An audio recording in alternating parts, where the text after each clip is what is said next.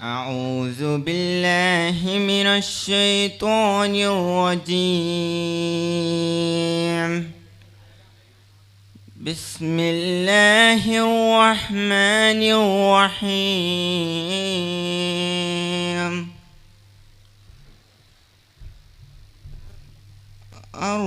الرحمن علم القرآن خلق الإنسان علمه البيان الشمس والقمر بحسبان والنجم والشجر يسجدان والسماء رفعها ووضع الميزان ألا تطغوا في الميزان وأقيموا الوزن بالقسط ولا تخسروا الميزان والأرض وضعها للأنام فيها فاكهة والنخل ذات الأكمام صدق الله العلي العظيم. السلام عليكم ورحمة الله تعالى وبركاته.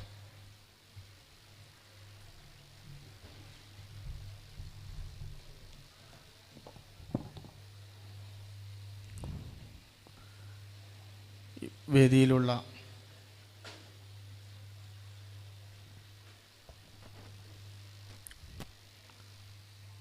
അധ്യക്ഷൻ വഹിക്കുന്നത് ലത്തീഫ് മാസ്റ്റർ, നമ്മുടെ Mavoor panchayat Muslim league general സെക്രട്ടറിയാണ്. നമ്മുടെ ഈ പരിപാടിയുടെ ഔപചാരിക ഉദ്ഘാടനം നിർവഹിക്കുന്നത്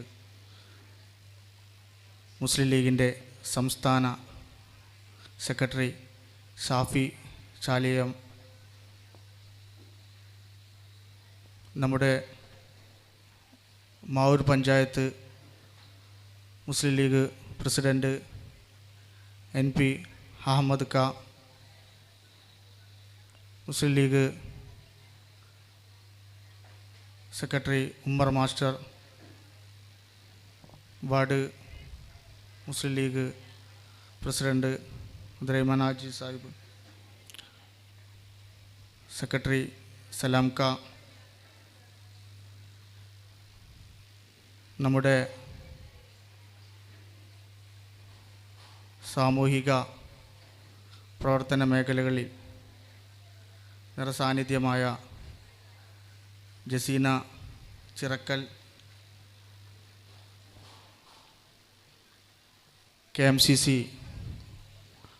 കുന്നമംഗലം ജനറൽ സെക്രട്ടറി സലാം തറോൽ,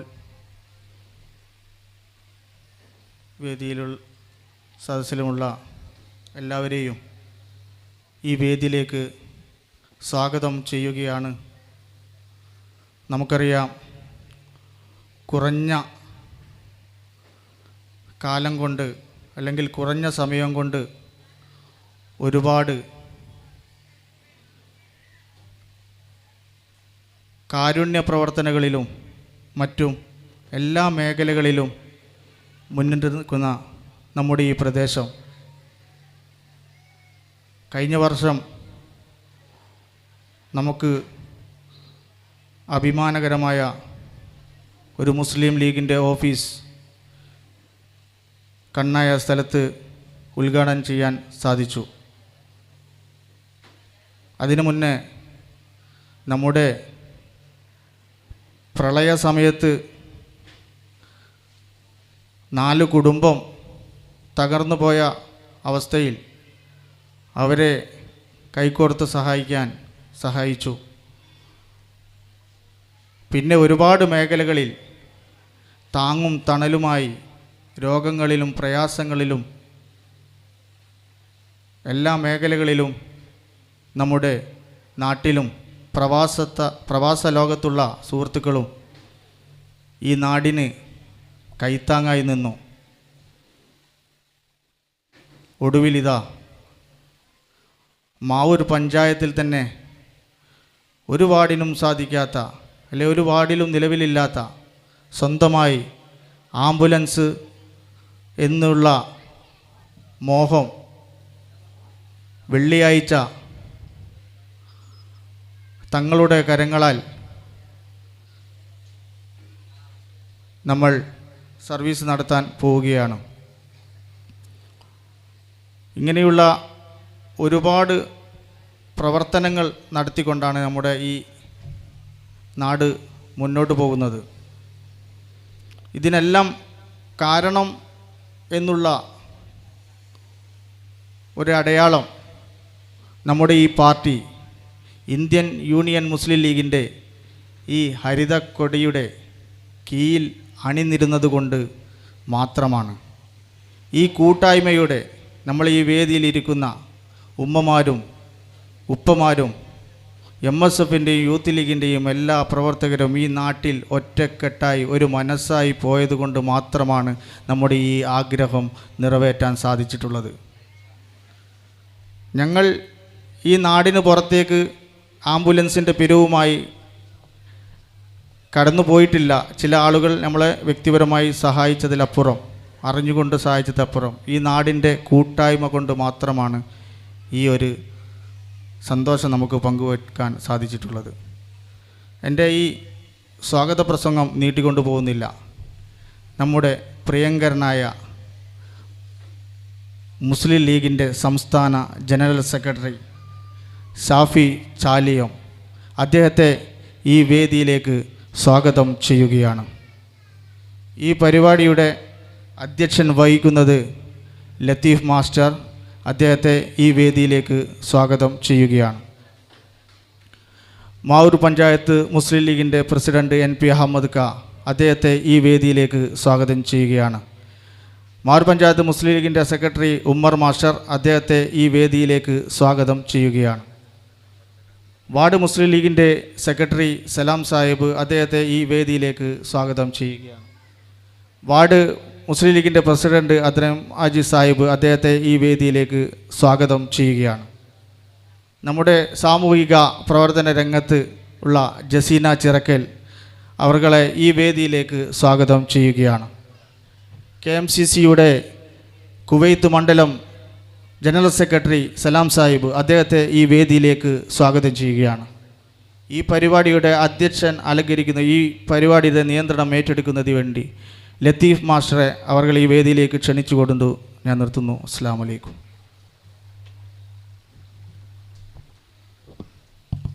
അസ്സലാമു അലൈക്കും.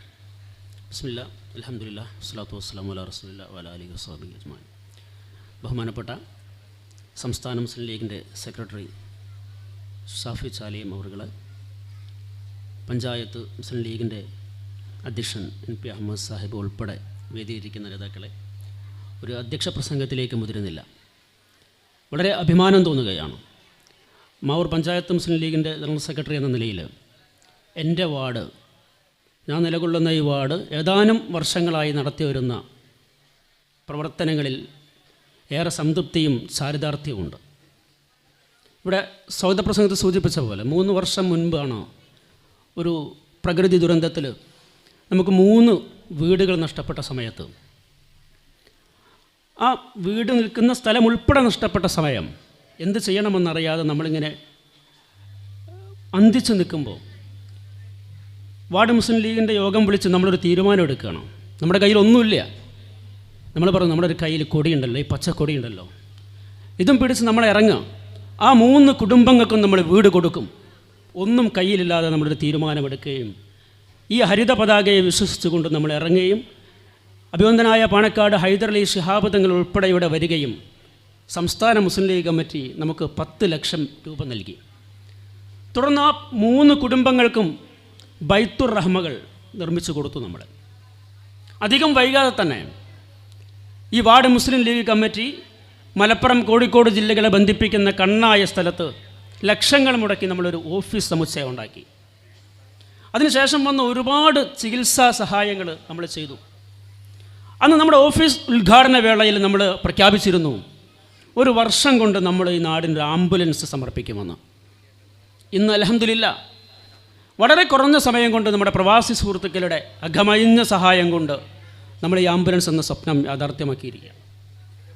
ഒരു കാര്യം ഉർക്കടവിലെ 17-ാം വാർഡിലെ മുസ്ലിം ലീഗിൻ്റെ പ്രവർത്തകർക്ക് ഉറപ്പുണ്ട്, ഇന്ത്യൻ യൂണിയൻ മുസ്ലിം ലീഗിൻ്റെ കമ്മിറ്റി ഇവിടെ പ്രവർത്തിക്കുന്നിടത്തോളം കാലം നമ്മുടെ ഈ വാർഡിൽ ഒരു കുടുംബത്തിലും ദാരിദ്ര്യ പട്ടിണി ഉണ്ടാവില്ല, വീടില്ലാത്ത പ്രശ്നം ഉണ്ടാവില്ല, പൈസ ഇല്ലാത്തതുകൊണ്ട് ചികിത്സിക്കാൻ ബുദ്ധിമുട്ടുണ്ടാവില്ല എന്ന ഉറപ്പ് ഈ കമ്മിറ്റിയുടെ കൊടുക്കുന്നതിൽ നമുക്കേറെ സന്തോഷമുണ്ട്. ഞാൻ എൻ്റെ വാക്കുകൾ ദീർഘിപ്പിക്കുന്നില്ല. ഈ കുടുംബ സംഗമത്തിൻ്റെ ഔപചാരികമായ ഉദ്ഘാടനം നിർവഹിക്കുന്നതിന് വേണ്ടി ബഹുമാനപ്പെട്ട സ്റ്റേറ്റ് മുസ്ലിം ലീഗിൻ്റെ സെക്രട്ടറി ഷാഫി ചാലിയം അവர்களോട് ആദരപൂർവ്വം അഭ്യർത്ഥിക്കുന്നു.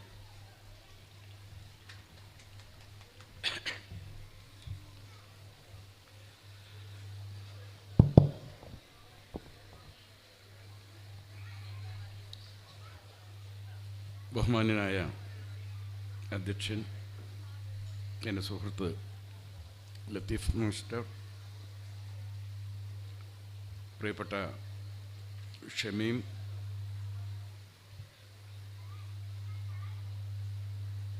തുടങ്ങി വേദിയിൽ സന്നിഹിതരായ നേതാക്കന്മാരെ, പ്രിയമുള്ള സഹോദരന്മാരെ, സുഹൃത്തുക്കളെ, അസ്സലാമു അലൈക്കും വറഹ്മത്തുള്ളാഹി.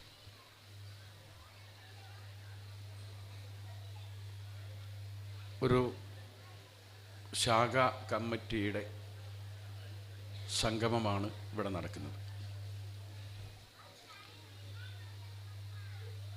മുസ്ലിം ലീഗിൻ്റെ ഒരു വാർഡ് കമ്മിറ്റിയുടെ ഏറ്റവും വലിയ ഒരു കോൺട്രിബ്യൂഷനാണ്. എന്നെപ്പോലുള്ള ആളുകൾക്ക് അത്ഭുതം തോന്നുകയാണ്, ഒരു ശാഖക്ക് ഇത്തരത്തിലുള്ള പ്രവർത്തനങ്ങളൊക്കെ ചെയ്യാൻ സാധിക്കുമോ എന്നൊരു ആശങ്ക ഉണ്ടായിരുന്നു. പക്ഷേ ഇവിടുത്തെ വാർഡിലെ മുസ്ലിം ലീഗിൻ്റെ നേതാക്കൾ, ഇവിടെ നിന്നും പഞ്ചായത്ത് കമ്മിറ്റിയിലേക്ക് പോയ നേതാക്കൾ, നിയോജക മണ്ഡലത്തിലേക്ക് പോയ നേതാക്കൾ, എല്ലാവരും ഒന്ന് നല്ലോണം പ്രവർത്തിച്ചപ്പോൾ സ്വന്തമായ ഓഫീസ്, അതുപോലെ തന്നെ വീട് നഷ്ടപ്പെട്ടവർക്കുള്ള പരിഹാരങ്ങൾ, ഇപ്പോഴിതാ ഒരു വാർഡിന് മാത്രമായി ഒരു ആംബുലൻസ്. ഒരു പക്ഷേ കേരളത്തിൽ സ്വന്തമായി ആംബുലൻസ് ഉള്ള ഒരു ശാഖാ ലീഗ് വേറെ ഉണ്ടാവുമെന്ന് എനിക്കറിയില്ല, ഇതുവരെ എൻ്റെ ശ്രദ്ധപ്പെട്ടിട്ടില്ല. മാത്രമല്ല, ലത്തീഫ് മാഷയുടെ അധ്യക്ഷ പ്രസംഗവും ഷമീമിൻ്റെ സ്വാഗത പ്രസംഗവും കേട്ടപ്പോൾ ഒരു വല്ലാത്ത സന്തോഷം തോന്നി. ലത്തീഫ് മാഷ് പറഞ്ഞു, ഈ വാർഡിൽ പട്ടിണി കിടക്കുന്ന ആരും ഉണ്ടാകാൻ പാടില്ല, അതിന് ഞങ്ങൾ സമ്മതിക്കില്ല. ഇത്ര അഷുറൻസ് കൊടുക്കാൻ ഈ കമ്മിറ്റിക്ക് സാധിക്കുന്നത് അത് മുസ്ലിം ലീഗ് എന്ന പ്രസ്ഥാനം നിങ്ങളുടെ ജീവിതവുമായി വളരെ ഇഴുകിച്ചേർന്ന് നിൽക്കുന്നു എന്നതിൻ്റെ ഒരു തെളിവാണത്. തീർച്ചയായും ഈ കെട്ടുറപ്പും ഈ ഐക്യവും ഈ ഒരുമിച്ച് നിൽക്കലും ഇത് തന്നെയാണ് നമുക്ക് എക്കാലത്തും വേണ്ടത്. മുസ്ലിം ലീഗ് എന്ന പ്രസ്ഥാനം അതിനു വേണ്ടിയുള്ളതാണ്. ഇന്ന് രാവിലെ ഞാൻ ഇങ്ങോട്ടേക്ക് വരുമ്പോൾ ദിവസേന നമ്മൾ വീട്ടിൽ നിന്ന് ഇറങ്ങാൻ നേരത്തെ ഏതെങ്കിലും ആളുകൾ കാണാൻ വരും. ഇന്ന് രാവിലെയും കാണാൻ വന്നത് അന്യമതസ്ഥനായ ഒരാളാണ് വന്നിരിക്കുന്നത്. വന്നിട്ട് എൻ്റെ പെങ്ങളെ കുട്ടിക്ക് ബ്രെയിൻ ട്യൂമറാണ്, ശ്രീചിത്ര ക്യാൻസർ ഇൻസ്റ്റിറ്റ്യൂട്ടിലാണ് കാണിച്ചിരിക്കുന്നത്. അവിടെ അഡ്മിറ്റാകാൻ ഒരു സൗകര്യവുമില്ല. അതുകൊണ്ട് നിങ്ങളെ CH സെൻറ്ററിൽ അവിടെ തിരുവനന്തപുരത്തുണ്ട്, അവിടെ ഒരു അഡ്മിഷൻ വാങ്ങാൻ നിങ്ങളൊരു കത്ത് തരണമെന്ന് പറഞ്ഞു. അങ്ങനെ ഞാനൊരു കത്ത് കൊടുത്തു. ആ കത്തുമായിട്ടാണ് ആ കുടുംബം പോയത്. നിങ്ങൾ ആലോചിച്ച് നോക്കൂ, വേറെ ആർക്കാണ് ആ സംവിധാനം ഉള്ളത്? ജാതിയോ മതമോ രാഷ്ട്രീയമോ ഒന്നും നമ്മൾ നോക്കിയില്ല. ഈ വരുന്നവരെ വേണ്ട വിധം സഹായിക്കണം എന്ന് ഞാനൊരു എഴുത്ത് കൊടുത്തു വിട്ടു. ഇങ്ങനത്തെ ദിവസവും എഴുത്ത് കൊടുത്തു വിടില്ല പണി. എത്ര രാഷ്ട്രീയ പാർട്ടികളുണ്ട് നാട്ടിൽ? എന്താ ലീഗിൻ്റെ അടുത്തേക്ക് എല്ലാവരും വരാൻ കാരണം? ലീഗ് കേവലം ഒരു രാഷ്ട്രീയ പാർട്ടി മാത്രമല്ല, മറിച്ച് രാഷ്ട്രീയത്തിനപ്പുറം മനുഷ്യരുടെ കണ്ണീരൊപ്പാൻ, വേദന അകറ്റാൻ, പട്ടിണി അകറ്റാൻ, രോഗവിമുക്തി കൊടുക്കാൻ, ഇതിനൊക്കെ വേണ്ടി സന്നദ്ധമായി പ്രവർത്തിക്കുക എന്നതാണ് മുസ്ലിം ലീഗ് എന്ന പാർട്ടിയുടെ പ്രത്യേകത. വേറെ എത്ര ശക്തരായ പാർട്ടികളുണ്ട് കേരളത്തിൽ? മുസ്ലിം ലീഗിനേക്കാളും വലിയ കൂടുതൽ MLA-മാരും MP-മാരും ഒക്കെ എത്ര പ്രസ്ഥാനങ്ങൾ നാട്ടിലുണ്ട്. എന്നാൽ ലീഗ് ചെയ്യുന്നത് പോലെ ചെയ്യാൻ ഇവർക്ക് ആരൊക്കെ സാധിക്കുമോ? മുസ്ലിം ലീഗ് ചെയ്യുന്നത് പോലെ മറ്റു പാർട്ടികളും ചെയ്യാൻ തുടങ്ങുകയാണെങ്കിൽ ഈ നാടിൻ്റെ സ്ഥിതി എന്താവും? ആലോചിച്ച് നോക്കൂ നിങ്ങൾ. ഇപ്പോൾ കോഴിക്കോട്ട് CH സെൻറ്റർ മെഡിക്കൽ കോളേജിൽ നമ്മൾ കണ്ടതില്ലത്. അങ്ങനത്തെ ഒരു CH സെൻറ്റർ നമ്മളുടെ അവിടെ പ്രവർത്തിക്കുന്നു. എന്നാൽ മറ്റു വലിയ രാഷ്ട്രീയ പാർട്ടികളുണ്ട്, അവർക്കാർക്ക് എന്താ ചെയ്യാൻ സാധിക്കില്ല. കാരണം മനസ്സറിഞ്ഞ് എന്തെങ്കിലും 10 പൈസ കൊടുക്കാനുള്ള ഒരു സന്നദ്ധതയുള്ള മനുഷ്യന്മാർ അത് മുസ്ലിം ലീഗിലേ ഉള്ളൂ. മറ്റുള്ളവരൊക്കെ ഇങ്ങോട്ട് എന്തെങ്കിലും കിട്ടിയാൽ അതായിന്ന. അപ്പം നമുക്ക് ഒരു സേവന മനസ്ഥിതിയുണ്ട്. ആ സേവന മനസ്ഥിതി കൊണ്ട് തന്നെയാണ് നമ്മളെ പാർട്ടി ശക്തമായിടത്ത് നമുക്കൊരു വേദനയില്ല, ഒരു ബുദ്ധിമുട്ടുമില്ല, ഒരു പ്രയാസവുമില്ല. എന്നാൽ നമ്മളെ പാർട്ടി ശക്തിപ്പെടാത്ത സ്ഥലങ്ങളിലെ മുസ്ലിങ്ങൾ മുഴുവൻ ദുരിതത്തിലാണ്. അവരനുഭവിക്കുന്ന വേദനകൾക്ക് പരിഹാരമുണ്ടാക്കാൻ ആർക്കും കഴിയുന്നില്ല. കേരളത്തിലെ മുസ്ലിങ്ങൾ ഇങ്ങനെ ആയി? കേരളത്തിലെ മുസ്ലിങ്ങൾക്ക് ഇത്രയും സമ്പന്നമായ ഒരു മുന്നേറ്റം ഉണ്ടാക്കാൻ സാധിച്ചത് ഈ ഹരിത കൊടി പിടിച്ച് മുസ്ലിം ലീഗ് നടത്തിയ മുന്നേറ്റമാണ്. അത്തരത്തിലുള്ള മുന്നേറ്റം നടത്താൻ മറ്റു സ്റ്റേറ്റിലെ സാധിക്കാത്തത് കൊണ്ടാണ് അവിടങ്ങളിലെ മുസ്ലിങ്ങളൊക്കെ ദുരിതം അനുഭവിക്കുന്നത്. കുറേ കാലം പിറകോട്ട് പോവുക. 1920-21 കാലഘട്ടങ്ങൾ ബ്രിട്ടീഷുകാരുമായി നമ്മൾ ഏറ്റുമുട്ടിയ കാലഘട്ടം. ആ കാലഘട്ടത്തിൽ ബ്രിട്ടീഷുകാരുമായി ഏറ്റുമുട്ടി നമ്മളിൽ ഒരുപാട് പേർ മരണപ്പെട്ടു. അനേകായിരം പേരെ അണ്ടമാൻ നിക്കോബാർ ദ്വീപിലേക്ക് നാടുകടത്തപ്പെട്ടു. നാട്ടിൽ എങ്ങും ആണുങ്ങളുടെ എണ്ണം കുറഞ്ഞു. 70-75% സ്ത്രീകൾ, 25% മാത്രം ആണുങ്ങൾ. ഭർത്താവുണ്ട്, പക്ഷേ ഉണ്ടെങ്കിലും വിധവക്ക് തുല്യം ജീവിതം. നാട് കടത്തപ്പെട്ടതാണ്. ഏത് കാലത്ത് തിരിച്ചു വരുമെന്നറിയില്ല. നാട് മുഴുവൻ പട്ടിണിയാണ്.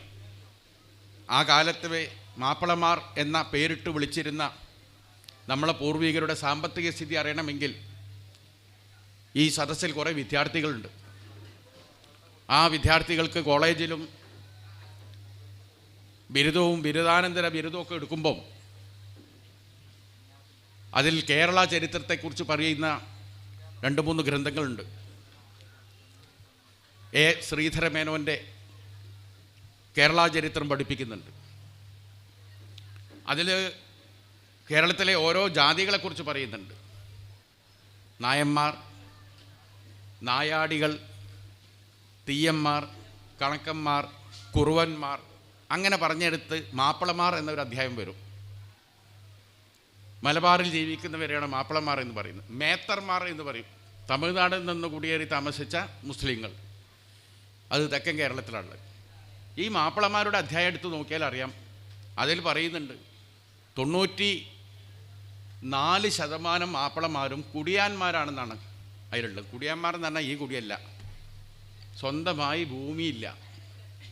ആരാൻ്റെ ഭൂമിയിൽ, ഒരു ജന്മിയുടെ ഭൂമിയിൽ ചെറിയ ഒരു ഓലപ്പുര അല്ലെങ്കിൽ പരയോല വേഞ്ഞ പുര, ആ പുര ഉണ്ടാക്കി അതിൻ്റെ അകത്ത് കടന്നുകൂടുക. നിങ്ങൾ ആലോചിച്ച് നോക്കി, 100 പേരുണ്ടെങ്കിൽ 94 പേർക്കും ഭൂമിയില്ല. അതായിരുന്നു നമ്മുടെ സാമ്പത്തിക അവസ്ഥ. ആണുങ്ങൾ വസ്ത്രം ധരിക്കില്ല, കുപ്പായിടൂല, ഒരു കൈലിത്തുണി മാത്രം. കാലിക്കറ്റ് യൂണിവേഴ്സിറ്റിയിലെ ലൈബ്രറിയിൽ പോയി നോക്കുക, അവിടെ ഒരു CH ചെയറുണ്ട്, അവിടെയുണ്ട് ഒരു ലൈബ്രറി. ആ ലൈബ്രറി പോയി നോക്കിയാൽ 1920-21 കാലത്തിലെ മാപ്പിളമാരുടെ രൂപം നമുക്ക് കാണാൻ പറ്റും. അതിൻ്റെ രേഖാചിത്രം, കാരിക്കച്ചർ. അത് കണ്ടാൽ ഇവരായിരുന്നോ നമ്മളെ പൂർവികർ എന്ന് നമ്മൾ ചിന്തിച്ചു പോകും. കാരണം ഇന്ന് ആദിവാസികളെ കണ്ടാൽ എങ്ങനെ, അതിനേക്കാൾ കഷ്ടമാണ് അന്നത്തെ മാപ്പിളമാരെ കണ്ടാൽ. വായിൽ വെറ്റിലാടൊക്കെ ഇട്ട് മുറുക്കി, ഷേവം ചെയ്യാതെ കുറ്റിത്താടിയും ഒക്കെ ഉള്ള മുഖവുമായി, കുപ്പായിടാത്ത, വാരിയെല്ല് തെളിഞ്ഞു കാണുന്ന ഒരു കൈലിത്തുണിയും കഴുങ്ങിൻ്റെ പാള കൊണ്ട് ഒരു ബെൽറ്റ് പോലെ ഉണ്ടാക്കി അതിൻ്റെ അറ്റത്ത് ഒരു ചെറിയ കത്തി തൂങ്ങിക്കിടക്കും. അതുപോലെ തന്നെ ഈ ചെറിയ ഓല കൊണ്ട് മുടഞ്ഞ ഒരു ചെറിയ സഞ്ചി അതിപ്പുറമുണ്ടോ, അതിൽ വെറ്റിലടക്കും കാര്യമൊക്കെ വെക്കാനാണ്. ചെരുപ്പൊന്നുമില്ല. ഇതാണ് ആണിൻ്റെ കോലം. പെണ്ണിൻ്റെ കോലം ഒരു ഫുൾ കൈയുള്ള ഒരു കുപ്പായവും ഒരു ലുങ്കിത്തുണി,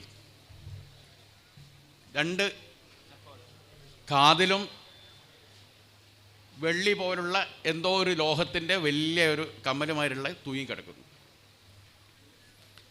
പിന്നെ മക്കൾ മനുഷ്യരാണോ കുരങ്ങാണോ എന്ന് തിരിച്ചറിയാൻ കഴിയാത്ത വിധം വയറ് വീർത്ത, വാലില്ല എന്നുള്ളൂ, വസ്ത്രം പോലും ധരിക്കാത്ത 2-3-4 മക്കൾ, ഇങ്ങേപ്പുറം 2 ആട്ടുംകുട്ടി, ഒരു പനയോല പനഞ്ഞ വീട്. അതാണ് അവിടുത്തെ ചിത്രം. ആ വീട്ടിലേക്ക് ഇരുന്നിട്ട് വേണം ആ വീട്ടിൻ്റെ അകത്തേക്ക് കയറാൻ. 20-21 കാലഘട്ടത്തിലെ നമ്മളെ പൂർവികർ എന്ന് പറഞ്ഞാൽ വെറും 100 വർഷം മുമ്പുള്ള ചരിത്രം ഞാൻ പറഞ്ഞത്, 1000 വർഷമൊന്നല്ല. 100 വർഷം മുമ്പ് നമ്മുടെ സ്ഥിതി, 100 മാപ്പിളമാരെടുത്താൽ അതിൽ 94 പേർക്കും സ്വന്തമായി ഭൂമിയോ വീടോ ഇല്ല. ഏർപ്പാടെന്താണ്? കൃഷിപ്പണി. ഈ കൃഷിപ്പണി ചെയ്ത് രാവിലെ ചിന്തിക്കുന്നത് ഉച്ചക്ക് എന്ത് കഴിക്കണം എന്നതാണ്. രാത്രിയത്തെ കാര്യം ഉച്ച കഴിഞ്ഞിട്ടാണ് ചിന്തിക്കുക. കിഴങ്ങ് വർഗ്ഗങ്ങളും മറ്റും മാത്രം ഭക്ഷിച്ച് പട്ടിണിയായി ജീവിച്ചൊരു സമൂഹം. ആ സമൂഹം തന്നെ ബ്രിട്ടീഷുകാരുമായി ഏറ്റുമുട്ടി ഉള്ളതും തകർന്നു. എല്ലാ കൃഷിയിടം സ്ഥലങ്ങൾ പോയി, എല്ലാം പോയി, നാശമായി. ക്രൂരമായ രീതിയിൽ ആണുങ്ങൾ വെടിവെച്ച് കൊന്നു, അല്ലാത്തവരെ പിടിച്ച് കൈയും കാലും ചങ്ങല കൊണ്ട് ബന്ധിച്ച് കൊണ്ടുപോയി അണ്ടമാൻ നിക്കോബാർ ദ്വീപിലേക്ക് കൊണ്ടുപോയി. പോകുന്ന പോക്കിൽ തന്നെ കുറേ എണ്ണം കടലിൽ ചാടി മരിച്ചു. കുറേ എണ്ണത്തിന് നമുക്കറിയാം വാഗൺ ട്രാജഡി, തിരൂരിൽ നിന്ന് വലിയ ഗുഡ്സ് ട്രെയിനിൽ തള്ളി നിറച്ച് കൊണ്ടുപോയി പോത്തന്നൂരിലെത്തുമ്പോൾ എല്ലാവരും മരിച്ചു. അങ്ങനെ ആണുങ്ങളെ എണ്ണ കുറഞ്ഞു, പെണ്ണുങ്ങൾ മാത്രമായി. മേൽമുറി എന്ന ഒരു ഗ്രാമമുണ്ട്. എന്നെ കൂടുതൽ കേൾക്കുന്നത് സഹോദരിമാരായതുകൊണ്ടാണ് നിങ്ങളെ മനസ്സിലേക്ക് എങ്ങനെ ഈ പ്രസ്ഥാനം നമ്മൾ ഇത്രയധികം സ്നേഹിക്കുകയും നെഞ്ചിലേറ്റുകയും ചെയ്തത് ഈ പ്രസ്ഥാനത്തിന്, അതിനൊരു കാരണമുണ്ട്. ആ കാരണമാണ് ഞാൻ നിങ്ങളെ ഇവിടെ കൃത്യമായി നിങ്ങളുടെ മുമ്പിൽ ഞാൻ അവതരിപ്പിക്കുന്നത്. മേൽമുറി എന്ന് പറഞ്ഞാൽ മലപ്പുറം ജില്ലയിലെ ഒരു ഗ്രാമമുണ്ട്. ആ ഗ്രാമത്തിൻ്റെ പ്രത്യേകത എന്താണെന്ന് അറിയുങ്ങൾ? ആ കാലഘട്ടത്തിൽ ആ ഗ്രാമത്തിലെ എല്ലാ ആണുങ്ങളെയും കൊന്നു, അവശേഷിക്കുന്നവരെ നാടും കടത്തി. അതായത് ബ്രിട്ടീഷുകാരുടെ സേന വെടിവെച്ച് കൊന്നിട്ട ആളുകളുടെ മയ്യത്ത് പാടത്തും വരമ്പത്തും തോട്ടിലുമൊക്കെയായി കിടക്കുക. ആ മയ്യത്ത് മറവ് ചെയ്യാൻ ആ ഗ്രാമത്തിൽ ഒരാണ് അവശേഷിക്കുന്നില്ല. ദിവസം 1 കഴിഞ്ഞു, 2 കഴിഞ്ഞു, 3-ാം ദിവസമായോട് കൂടി കഴുകനും ചെന്നായിയും പട്ടിയും എല്ലാം ഈ മയ്യത്തുകളെ കൊത്തി വലിച്ച് കുടലൊക്കെ ഉണ്ട് പുറത്തിട്ടു. ആ മേൽമുറി എന്ന നാടാകെ അസഹനീയമായ ദുർഗന്ധം കൊണ്ട് ജീവിക്കാൻ വയ്യാത്ത അവസ്ഥയായി.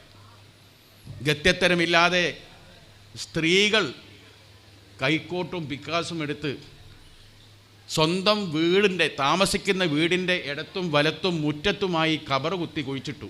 ആരെ? ഒന്നുകിൽ തൻ്റെ പാപ്പനെ, അല്ലെങ്കിൽ തൻ്റെ പ്രിയപ്പെട്ട ഭർത്താവിനെ, അല്ലെങ്കിൽ കൂടപ്പിറപ്പായ സഹോദരനെ. നിങ്ങൾ ആലോചിച്ച് നോക്കൂ, സ്വന്തം ഭർത്താവിൻ്റെ മൃതദേഹം പാടത്തു നിന്ന് പിടിച്ചു വലിച്ച് കൊണ്ടുവന്ന് സ്വന്തം കയ്യാൽ കുത്തിയ കുഴിയിലിട്ട് മൂടുന്ന ഒരു ഭാര്യയുടെ ഗൽഗതം, സ്വന്തം പിതാവിൻ്റെ മയ്യത്ത് സ്വന്തമായി മറവ് ചെയ്യേണ്ടി വന്ന ഒരു മകളുടെ അവസ്ഥ നോക്കുക നിങ്ങൾ. തൻ്റെ സഹോദരൻ്റെ മയ്യത്ത് മറവ് ചെയ്യുന്ന സഹോദരിയുടെ അവസ്ഥ. അത്രയധികം എന്താണ് കഷ്ടപ്പാടിൻ്റെ യാതനകളുടെ മുറിവുകളുടെ ലോകത്തു നിന്ന് വന്നവരാണ് നമ്മൾ. ഇന്നും മേൽമുറി എന്ന സ്ഥലത്ത് പോയി നോക്കിയാൽ എല്ലാ വീടിൻ്റെ മുന്നിലും പിന്നിലും സൈഡിലൊക്കെ മയ്യത്ത് വെച്ച കബറിടങ്ങളാണ്. ആ കബറിടങ്ങൾ ഇന്നും അവിടെയുണ്ട്. അപ്പം ഞാൻ പറഞ്ഞു വരുന്ന അത്രമാത്രം നമ്മൾ തകർന്നു. ജീവിക്കാൻ യാതൊരു മാർഗവുമില്ല. എന്ത് ചെയ്യണമെന്നറിയാതെ അന്തം വിട്ട് നിൽക്കുന്നു. പട്ടിണി കിടന്ന് കുട്ടികൾ മരിക്കുന്നു. വസൂരി പോലുള്ള മാറാ രോഗങ്ങൾ വരുന്നു. നാട്ടിൽ ഡോക്ടർമാരില്ല, പോകാൻ ആശുപത്രികളില്ല. അപ്പോഴാണ് ഒരു ചരിത്രം നമുക്ക് ഓർമ്മ വരുന്നത്. തൻ്റെ പിതാവിനോടൊപ്പം നിയമത്തിന് പഠിക്കുന്ന കാലത്ത് മഹാനായ KM സീതി സാഹിബ്, അദ്ദേഹം കൊടുങ്ങല്ലൂരിൽ നിന്ന് തൻ്റെ പിതാവ് തിരൂരങ്ങാടിയിൽ ഒരാളെ കാണാൻ പോകുന്നുണ്ട്. പോകുമ്പോൾ മകനെയും കൂട്ടി. അങ്ങനെ സീതി സാഹിബ് എന്ന നിയമത്തിന് പഠിക്കുന്ന വിദ്യാർത്ഥി തൻ്റെ പിതാവിനോടൊപ്പം തിരൂരങ്ങാടി വന്നപ്പോൾ തിരൂരങ്ങാടിയിലേക്ക് പോകുന്ന വഴിയും തിരൂരങ്ങാടിയിൽ നിന്ന് മടങ്ങുന്ന വഴിയും കണ്ട ദൃശ്യങ്ങൾ സീതി സാഹിബ് എന്ന മനുഷ്യൻ, ആ വിദ്യാർത്ഥിയുടെ മനസ്സിൽ വല്ലാത്ത വേദന തോന്നി. കാരണം മയ്യത്തുകൾ ഇങ്ങനെ പോയിക്കൊണ്ടിരിക്കുന്നു. അപ്പം തൊട്ടടുത്തൊരു കടക്കാരനോട് സീതി സാഹിബ് ചോദിക്കുകയാണ്, ഞാനിപ്പോൾ ഇവിടെ നിൽക്കെ തന്നെ ഒരു 8-9 മയ്യത്ത് പോയി കഴിഞ്ഞു. ഇവിടെ എന്തെങ്കിലും ഒരു കൂട്ടമരണം ഇന്ന് എന്തെങ്കിലും പ്രത്യേകത ഉണ്ടോ എന്ന് ചോദിച്ചപ്പോൾ ഇന്ന് കുറവാണ് മരണം എന്ന് പറഞ്ഞു. ചുരുങ്ങിയതൊരു 10-12 മയ്യത്ത് ഒരു ദിവസം ഉണ്ടാവും. ഇന്ന് കുറവാണ്. സീതി സാഹിബിനോട് എന്താ കാരണം പട്ടിണി കിടന്ന് മരിക്കുക, അല്ലെങ്കിൽ വസൂരി പോലുള്ള രോഗം വന്ന് മരിക്കുക. മാത്രമല്ല ഒരു വീട്ടിൻ്റെ മുമ്പിൽ, ഒരു ധനാഢ്യനായ ഒരു വീട്ടിൻ്റെ മുമ്പിൽ ഒരു ക്യൂ കണ്ടു സീതി സാഹിബ്. നോക്കുമ്പോൾ സ്ത്രീകളാണ്. എന്തിനാണ്? അവിടെ ഒരു സേറ് നെല്ല് കൊടുക്കുന്നുണ്ട്. ആ നെല്ല് വാങ്ങാൻ ആ ഒരു സേറ് നെല്ല് കൊണ്ടുപോയി വീട്ടിൽ പോയി ഇടിച്ച് എന്നിട്ട് അതിനെ എന്താക്കി വല്ല അവലോ ചോറോ കഞ്ഞിയോ ആക്കിയാണ് ബാക്കിയുള്ളവർക്ക് കൊടുക്കുന്നത്. എത്രമാത്രം ഓരോ വീടും ദാരിദ്ര്യം അനുഭവിക്കുന്നത് കണ്ടു. വസ്ത്രം പോലും ഇടാത്ത ചെറിയ കുഞ്ഞുങ്ങൾ കണ്ടമാനം. എന്താണ്? ഈ കുഞ്ഞുങ്ങളൊക്കെ അനാഥകളാണ്. മരിച്ചിങ്ങനെ വീഴുക. ഈ കാഴ്ച കണ്ട KM സീതി സാഹിബ് എന്ന കോളേജ് വിദ്യാർത്ഥി നാട്ടിൽ മടങ്ങിയെത്തിയിട്ട് ആദ്യം ചെയ്തതെന്താണെന്നറിയും? അദ്ദേഹം ഒരു കത്ത് എഴുതി. ആ കത്ത് പഞ്ചാബിൽ, ഇന്നത്തെ പാകിസ്ഥാൻ്റെ ഭാഗമായ അന്നത്തെ പഞ്ചാബ് എന്ന സംസ്ഥാനത്തിലെ മുസ്ലിം ലീഗിൻ്റെ ചന്ദ്രിക പോലെ ഒരു ഉറുദു പത്രമുണ്ട്. ജമീന്ദാർ എന്നാണ് ആ പത്രത്തിൻ്റെ പേര്. ആ പത്രത്തിൻ്റെ എഡിറ്റർ പേര് അബ്ദുൽ ലത്തീഫ് എന്നാണ്. അബ്ദുൽ ലത്തീഫ് എന്ന ആ പത്രത്തിൻ്റെ എഡിറ്റർക്ക്, പത്രാധിപർക്ക് KM സീതി സാഹിബ് എന്ന ഈ വിദ്യാർത്ഥി താൻ തിരൂരങ്ങാടി പോയപ്പോൾ കണ്ട കാഴ്ചയെക്കുറിച്ച് അതിലെഴുതി. ഒരു ദിവസം മരണപ്പെടുന്ന കുട്ടികളുടെ എണ്ണം, മനുഷ്യരുടെ എണ്ണം, ദാരിദ്ര്യം, അനാഥത്വം തുടങ്ങി എല്ലാ യാതനകളും അതിൽ എഴുതിയിട്ട് പറഞ്ഞു, അള്ളാഹുവിൻ്റെ ബർക്കത്ത് കിട്ടിയ, അള്ളാഹുവിൻ്റെ ബർക്കത്തായി സമ്പത്ത് കിട്ടിയ ആരെങ്കിലും ഇത് വായിക്കുന്നുണ്ടെങ്കിൽ ആ സമ്പത്തിലെ ഒരു വിഹിതം ഈ പാവങ്ങൾക്ക് എത്തിച്ചു കൊടുത്തു. ഇവിടുത്തെ ഈ അനാഥത്വത്തിന് ഒരു ശമനമുണ്ടാക്കൂ. വേദനാജയമായ ഞാൻ കണ്ണീരിൽ കുതിർന്ന ഒരു കത്താണ് സിരി സാഹിബിൻ്റെ. ഈ വിദ്യാർത്ഥിയായ സിരി സാഹിബിൻ്റെ ഈ കത്ത് അബ്ദുൽ ലത്തീഫ് സാഹിബ് ജമീന്ദാർ എന്ന പത്രത്തിൽ ഉറുദുവിലേക്ക് പരിഭാഷപ്പെടുത്തി പ്രസിദ്ധീകരിച്ചു. ജമീന്ദാർ എന്ന പത്രം പഞ്ചാബിലെ എല്ലാ ധനാഢ്യന്മാരും പ്രമുഖരും ഒക്കെ വായിക്കുന്ന പത്രം. ആ പത്രം വായിച്ച ധനികനായ ഒരു മനുഷ്യൻ, ആ മനുഷ്യൻ അബ്ദുൽ ലത്തീഫ് സാഹിബിന് കത്ത് എഴുതി. ആ കത്ത് ഇപ്രകാരമായിരുന്നു: ഈ KM സീതി എന്ന ആളെ എങ്ങനെ ബന്ധപ്പെടാൻ സാധിക്കും? അയാളുടെ മേൽവിലാസം തരണമെന്ന് പറഞ്ഞു. ബന്ധപ്പെട്ട വ്യക്തിയുടെ പേര് അഹമ്മദ് കസൂരി എന്നാണ്. പഞ്ചാബിലെ വലിയ ധനികനായ ഒരു മനുഷ്യൻ. അഹമ്മദ് കസൂരി ജമീന്ദാർ പത്രാധിപരിൽ നിന്ന് സീതി സാഹിബിൻ്റെ അഡ്രസ്സ് വാങ്ങുകയും സീതി സാഹിബിന് അഹമ്മദ് കസൂരി ഒരു കത്തയക്കുന്നു. അങ്ങയുടെ എഴുത്ത് ഞാൻ വായിച്ചു, ഞാൻ വളരെയധികം വേദനിക്കുന്നു അത് കണ്ടിട്ട്. അതുകൊണ്ട് എനിക്ക് പടച്ചവൻ തന്ന സമ്പത്തിൽ നിന്ന് അവരെ സഹായിക്കാൻ ഞാൻ തീരുമാനിച്ചിരിക്കുന്നു. അതുകൊണ്ട് ഇത്രാം തീയതി ട്രെയിനിൽ നിന്ന് ഞാനും എൻ്റെ സഹോദരനും അങ്ങോട്ട് വരുന്നുണ്ട്, കോഴിക്കോട്ടേക്ക് എന്ന് പറഞ്ഞു. അങ്ങനെ സീതി സാഹിബ് എന്ന വിദ്യാർത്ഥി തിരുവനന്തപുരത്ത് പഠിക്കുക. അവിടെ നിന്നും അദ്ദേഹം ട്രെയിൻ മാർഗം കോഴിക്കോട്ടെത്തി. അഹമ്മദ് കസൂരിയും സഹോദരനും വന്നു, അവരെ സ്വീകരിച്ചു. എന്നിട്ട് കോഴിക്കോട് മലപ്പുറം പ്രദേശങ്ങളിലെ ഈ കാഴ്ചകൾ മൊത്തം കണ്ടു. കണ്ടതിന് ശേഷം അദ്ദേഹം എന്ത് തീരുമാനിച്ചു? ആദ്യം തുടങ്ങേണ്ടത് ഒരു അനാഥാലയമാണ്. പിതാവില്ലാത്ത മക്കൾ, അവരെ സംരക്ഷിക്കണം, അവർക്ക് വിദ്യാഭ്യാസം കൊടുക്കണം. അതിനുവേണ്ടി ആദ്യം തന്നെ ഒരു ഓർഫനേജ്, അനാഥ മന്ദിരം ഉണ്ടാക്കാൻ അഹമ്മദ് കസൂരി തീരുമാനിച്ചു. അങ്ങനെ ഉണ്ടാക്കപ്പെട്ട കേരളത്തിലെ ആദ്യത്തെ അനാഥശാലയാണ് JDT ഇസ്ലാം യത്തീംഖാന. അങ്ങനെയാണ് JDT എന്ന അനാഥാലയം വരുന്നത്. ആ JDT അനാഥാലയം മാത്രമല്ല, ആ അനാഥ കുട്ടികൾക്ക് ഭക്ഷണം കൊടുക്കാനും പരിപാലിക്കാനും വിദ്യാഭ്യാസം കൊടുക്കാനും സമ്പത്ത് വേണ്ടേ? അതിന് വരുമാനം വേണം. വരുമാനമുണ്ടാക്കാൻ വയനാട്ടിൽ ഏക്കറക്കണക്കിന് എസ്റ്റേറ്റുകളും വാങ്ങി ഈ യത്തീംഖാനയുടെ പേരിൽ. ആ എസ്റ്റേറ്റിൽ നിന്നുള്ള വരുമാനം കൊണ്ട് ഈ യത്തീംഖാനയിലെ കുട്ടികളെ പരിപാലിക്കണം. അങ്ങനെ യത്തീംഖാന പ്രസ്ഥാനം ആരംഭിക്കുന്നു. ഇവിടെ വന്നു. അതുപോലെ തന്നെ KE കുടുംബം, മുസ്ലിം ലീഗിൻ്റെ അവരൊക്കെ മുൻകൈയെടുത്ത് തലശ്ശേരിയിൽ വന്നു, തിരൂരങ്ങാടിയിൽ വന്നു, നാട്ടിലെങ്ങും യത്തീംഖാനകളായി. ഇതിനൊക്കെ മുൻകൈയെടുത്ത ആരാണ്? പിൻകാലത്ത് മുസ്ലിം ലീഗിൻ്റെ നേതാക്കളായി വന്നവരായിരുന്നു അവരൊക്കെ.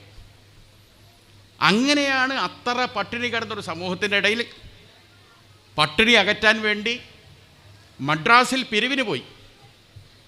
ആരൊക്കെയാണ്? വളരെ പഠിക്കണം. B. പോക്കർ സാഹിബും ഉപ്പി സാഹിബും രണ്ടുപേരും പ്രസിഡൻസി കോളേജിൽ നിയമത്തിന് മദ്രാസ് പഠിക്കുക.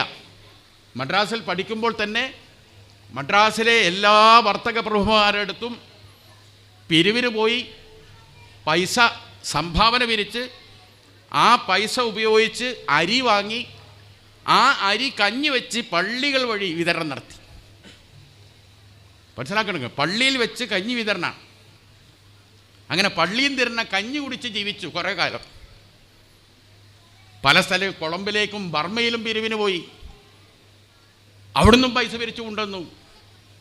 അങ്ങനെ ഓരോരോ ഭാഗത്ത് നിന്ന് പല നിലക്കും ഈ തകർന്ന് തരിപ്പണമായി കിടക്കുന്ന ഈ സമുദായത്തിൻ്റെ വേദന മാറ്റാനുള്ള പ്രക്രിയക്ക് തുടക്കം കുറിച്ച ഈ മനുഷ്യന്മാർ ഒന്ന് തീരുമാനിച്ചു: ഈ സമൂഹത്തിനെ കരകയറ്റണമെങ്കിൽ നമുക്കെന്ത് വേണം? നമുക്കൊരു സംഘടന ഉണ്ടാക്കണം, നമുക്കൊരു പാർട്ടി വേണം. നമുക്ക് ചേരാൻ പറ്റിയ പാർട്ടി ഏതാണ്? 1906 ഇന്നത്തെ ബംഗ്ലാദേശിൻ്റെ തലസ്ഥാനമായ ധാക്കയിൽ വെച്ച് ഓൾ ഇന്ത്യ മുസ്ലിം ലീഗ് എന്ന കമ്മിറ്റി ഉണ്ടാക്കിയെങ്കിലും അതൊന്നും നമ്മളറിയില്ല. കാരണം അറിയാൻ ഒരു മാർഗവുമില്ല. ഒരു നേരത്തെ ഭക്ഷണത്തിന് വകയില്ലാത്തവന്, വിദ്യാഭ്യാസം എന്താണ് അറിയാത്തവന്, വായിക്കാൻ അറിയാത്തവർ, കേൾവിയും കേൾപ്പോരും ഇല്ലാത്ത സമൂഹം എന്ന് CH വിളിച്ചതെന്താ? ഏതെങ്കിലും ഒരാൾ പറഞ്ഞു തന്നാൽ അത് മനസ്സിലാക്കാനുള്ള വിവരം പോലും നമുക്ക് ആ കാലത്തില്ല, ഒരു അറിവുമില്ല. ആ 1906 ഉണ്ടാക്കപ്പെട്ട ഓൾ ഇന്ത്യ മുസ്ലിം ലീഗ് എന്ന സംവിധാനം മഹാനായ സീതി സാഹിബ് അടക്കമുള്ള ആളുകൾ തീരുമാനിച്ചു, നമുക്ക് മുസ്ലിം ലീഗ് ഉണ്ടാക്കാം. അങ്ങനെ ഒരു പ്രസ്ഥാനം ഇന്ത്യയിലുണ്ട്. അങ്ങനെയാണ് മുസ്ലിം ലീഗ് ഉണ്ടാക്കാൻ തീരുമാനിച്ചത്. മുസ്ലിം ലീഗ് ഉണ്ടാക്കുന്നതിന് മുമ്പിട്ട് ആദ്യം അക്ഷരം വായനയും പഠിപ്പിക്കാനായി ആദ്യം ചന്ദ്രിക ഉണ്ടാക്കി. 1934 ചന്ദ്രിക പത്രം ആഴ്ചപ്പതിപ്പായി ഇറങ്ങി. എന്താണ് ഈ ആഴ്ചപ്പതിപ്പിലുള്ളത്? ആ കാലത്ത് മുസ്ലിങ്ങളെ സ്ഥിതി എന്താണ് ഞാൻ പറഞ്ഞല്ലോ. സ്വന്തമായി വീട്ടിൽ വിളയിക്കുന്ന തേങ്ങ, അടക്ക, അതുപോലെ തന്നെ പൂള, മധുരക്കിഴങ്ങ് തുടങ്ങിയിട്ടുള്ള ഇതാണ് കൃഷി. ഈ കൃഷി ചെയ്ത് പാട്ടത്തിനടുത്ത് കൃഷി ചെയ്യുന്ന സാധനം ഇത് കൊണ്ടുപോയി വിൽക്കണം. അക്കാലത്ത് കാർഷിക വസ്തുക്കൾക്ക് വില നിശ്ചയിക്കുന്നത് വാങ്ങുന്നവനാണ്, കൊടുക്കുന്നവനല്ല. മനസ്സിലായോ? ഒരാളിങ്ങോട്ട് വരും, നമ്മളടുത്ത് സാധനം വാങ്ങും, അയാൾ കൽപ്പിക്കുന്ന വില തരും. ചന്ദ്രയിലൂടെ നമ്മൾ ചെയ്തത് എന്താ? ചന്ദ്രയിലൂടെ ചെയ്തത് സാമ്പത്തികപരമായി ഈ സമൂഹത്തെ രക്ഷപ്പെടുത്തണമെങ്കിൽ ഓരോ കർഷകനും ഉണ്ടാക്കുന്ന ഉൽപ്പന്നങ്ങൾക്ക് ഓരോരോ ചന്തകളാണ് ആ കാലത്ത്. ചന്തകളിലെ വില എത്രയാണെന്ന് ചന്ദ്രയിലെ 1-ാം പേജിൽ തന്നെ അതായിരുന്നു. ഇന്ന് പൂളയുടെ വില വടകര ചന്തയിൽ ഇത്ര രൂപ, മാവൂർ ചന്തയിൽ ഇത്ര രൂപ, മഞ്ചേരി ചന്തയിൽ ഇത്ര രൂപ, അങ്ങനെ ഓരോരോ ചന്തകളിൽ അടക്കയുടെ വില, തേങ്ങയുടെ വില, കൊപ്രൻ്റെ വില, താങ്കൾ ഉണ്ടാക്കുന്ന വെറ്റിലയുടെ വില, അതോടുകൂടി ഈ ഉൽപ്പന്നത്തിൻ്റെ യഥാർത്ഥ വില എന്താണെന്ന് ആര് മനസ്സിലായി? ആളുകൾക്ക് മനസ്സിലായി. പിന്നീട് എന്ത് സംഭവിച്ചു? ഓരോ ചന്ത നടക്കുന്നിടത്തേക്ക് നാട്ടിൽ നിന്ന് കാളവണ്ടിയോ പോത്തുവണ്ടിയോ പോകും. ആ വണ്ടിയിലേക്ക് തൻ്റെ ഉൽപ്പന്നങ്ങൾ കൊടുക്കുന്നു. ഈ പോത്തുവണ്ടി ചന്തയിൽ പോയി സാധനം വിൽക്കുന്നു, തിരിച്ചു വന്ന് കാശ് കൊടുക്കുന്നു. അങ്ങനെയാണ് സാമ്പത്തികപരമായി ഈ കാർഷിക ഉൽപ്പന്നങ്ങൾ ഉണ്ടാക്കി മാത്രം ജീവിച്ച ഒരു ഗൾഫോ കാര്യം ഒന്നുമില്ല. അതുകൊണ്ട് മാത്രം ജീവിക്കേണ്ടി വരുന്ന ഉണ്ടാക്കിയ നമ്മുടെ കാർഷിക ഉൽപ്പന്നങ്ങൾക്കാകട്ടെ മതിയായ വിലയും കിട്ടുന്നില്ല. അങ്ങനെ അതിന് മതിയായ വില കിട്ടുന്ന ഇടമേതാണെന്ന് ജനങ്ങൾക്ക് പറഞ്ഞു കൊടുത്ത് അങ്ങനെ മെച്ചപ്പെട്ട സാഹചര്യത്തിലേക്ക് പതുക്കെ പതുക്കെ സമൂഹത്തെ കൊണ്ടുവന്നു. 36-37 ഒടുവിലായി മുസ്ലിം ലീഗിൻ്റെ ഒരു യൂണിറ്റ് തന്നെ നമ്മൾ ആദ്യമായി ആരംഭിച്ചു. മലബാർ ജില്ലാ മുസ്ലിം ലീഗ് വന്നു. 37 തന്നെ നടന്ന ആദ്യത്തെ തെരഞ്ഞെടുപ്പിൽ നമ്മൾ മത്സരിച്ചു. പക്ഷേ ആദ്യ തെരഞ്ഞെടുപ്പിൽ മത്സരിച്ചെങ്കിലും നമ്മൾ എന്തായി? വിജയിച്ചു. രണ്ടാമത് 39 തെരഞ്ഞെടുപ്പ് വന്നു കേന്ദ്രസഭയിലേക്ക്. അതിൽ മത്സരിച്ചെങ്കിലും നമ്മൾ പരാജയപ്പെട്ടു. പക്ഷേ പിന്നീട് അങ്ങോട്ട് മഹാനായ 939 മഹാനായ സയ്യിദ് അബ്ദുറഹ്മാൻ ബാഫഖി തങ്ങളും 940 തുടക്കത്തിൽ മഹാനായ പാണക്കാട്ട് പൂക്കോയത്തങ്ങളും മുസ്ലിം ലീഗിൽ ചേർന്നതോടുകൂടി പാരമ്പര്യ മുസ്ലിങ്ങൾ മൊത്തം മുസ്ലിം ലീഗിലേക്കാണ് ഒഴുകി. അറക്കൽ രാജാവ് അലി അബ്ദുറഹ്മാൻ രാജ പ്രസിഡൻറ്റും മഹാനായ സത്താർ ചേട്ടു സാഹിബ് ജനറൽ സെക്രട്ടറി ആയിട്ടും ആരംഭിച്ച മുസ്ലിം ലീഗ് പ്രസ്ഥാനം അറക്കൽ അലി രാജ മരണപ്പെടുന്നു. സ്വാഭാവികമായും സെക്രട്ടറിയായ സത്താർ ചേട്ടു സാഹിബ് പ്രസിഡൻ്റാകുന്നു. ജോയിൻറ്റ് സെക്രട്ടറിയായ സീരി സാഹിബ് ജനറൽ സെക്രട്ടറി ആകുന്നു. അപ്പോൾ സത്താർ സൈഡ് സാഹിബ് പ്രസിഡൻറ്റും സീരി സാഹിബ് ജനറൽ സെക്രട്ടറിയായ മുസ്ലിം ലീഗിലേക്ക് ബാഫിത്തങ്ങൾ ആദ്യം വന്ന് ചേരുന്നു. തൊട്ടുപിറകെ പാണക്കാട് പൂക്കോയത്തങ്ങളും ചെന്ന് ചേരുന്നു. അതോടുകൂടി പാരമ്പര്യ മുസ്ലിങ്ങൾ മൊത്തം മുസ്ലിം ലീഗിലേക്കണ്ട് ഒഴുകുന്നു. 930-40 കാലത്തോടു കൂടി മുസ്ലിം ലീഗ് വലിയൊരു പ്രസ്ഥാനമായി മാറുന്നു. 44 നമ്മുടെ സംസ്ഥാനത്ത് തിരഞ്ഞെടുപ്പ് നടക്കുന്നു. അന്ന് നമ്മൾ മദിരാശി സംസ്ഥാനത്തിൻ്റെ ഭാഗം, അന്ന് കേരളം ഉണ്ടായില്ല. മദിരാശി സംസ്ഥാനത്തേക്കുള്ള ഭാഗം 28 സ്ഥലത്ത് മുസ്ലിം ലീഗാണ് മത്സരിച്ചു. മദ്രാസ് സംസ്ഥാനത്ത് ഈ മലബാർ അടക്കം മത്സരിച്ച 28 സ്ഥലത്തും നമ്മൾ വിജയിച്ചു. മാത്രമല്ല നമ്മൾ വിജയിച്ച ഈ 28 സ്ഥലത്തും നമുക്ക് എതിരെ മത്സരിച്ച സ്ഥാനാർത്ഥികൾക്ക് കെട്ടിവെച്ച പൈസ പോലും കിട്ടിയില്ല. അത്രമാത്രം ഈ പ്രസ്ഥാനത്തിനെ ഈ സമുദായം നെഞ്ചിലേറ്റി. മദ്രാസ് എന്ന സംസ്ഥാനത്തിൻ്റെ പ്രതിപക്ഷ നേതാവിൻ്റെ പദവി മുസ്ലിം ലീഗിനെ തേടിയെത്തി മഹാനായ കായിദമിലത്ത് മുഹമ്മദ് ഉസ്മാൻ സാഹിബ്. അങ്ങനെ മുസ്ലിം ലീഗ് മഹാപ്രസ്ഥാനമായി മാറുന്നു. 951 കാലഘട്ടം ഇന്ത്യ രാജ്യം സ്വാതന്ത്ര്യം നേടുന്നു. സ്വാതന്ത്ര്യോടൊപ്പം നിർഭാഗ്യമായ വിഭജനം ഉണ്ടാകുന്നു. വിഭജനത്തോടു കൂടി ഇന്ത്യയിലെ അറിവും വിവരവും വിദ്യാഭ്യാസമുള്ള മുസ്ലിങ്ങളൊക്കെ പാകിസ്ഥാനിലേക്ക് പോകുന്നു. എന്നാൽ എവിടേക്കും പോകാതെ നമ്മൾ ഈ സൗത്ത് ഇന്ത്യയിൽ നമ്മളിവിടെ തന്നെ നിൽക്കുന്നു. പിന്നീട് സ്വതന്ത്ര ഇന്ത്യയിൽ എന്ത് ചെയ്യണമെന്ന് ആലോചിക്കാൻ യോഗം വിളിച്ചു കൂട്ടുന്നു. 1948 മാർച്ച് മാസം 10-ാം തീയതി മദ്രാസിൽ നമ്മൾ ഒരു കൺവെൻഷൻ വിളിച്ചു ചേർക്കുന്നു. ആ കൺവെൻഷൻ വെച്ച് മുസ്ലിം ലീഗ് വേണോ വേണ്ടോ എന്ന ചോദ്യം. വേണമെന്ന് ഒരു കൂട്ടർ, മുസ്ലിം ലീഗായി പ്രവർത്തിക്കാൻ ഞങ്ങൾക്ക് ഭയമുണ്ട്, അതുകൊണ്ട് ഞങ്ങളില്ല എന്ന് പറഞ്ഞ് മറ്റൊരു കൂട്ടർ, അതായിരുന്നു ഉത്തരേന്ത്യയിൽ നിന്ന് വന്നവർ. വടക്കൻ സംസ്ഥാനങ്ങൾ വന്ന് പറഞ്ഞു ഈ പേരിൽ പ്രവർത്തിക്കാൻ ഞങ്ങൾക്ക് ധൈര്യമില്ല.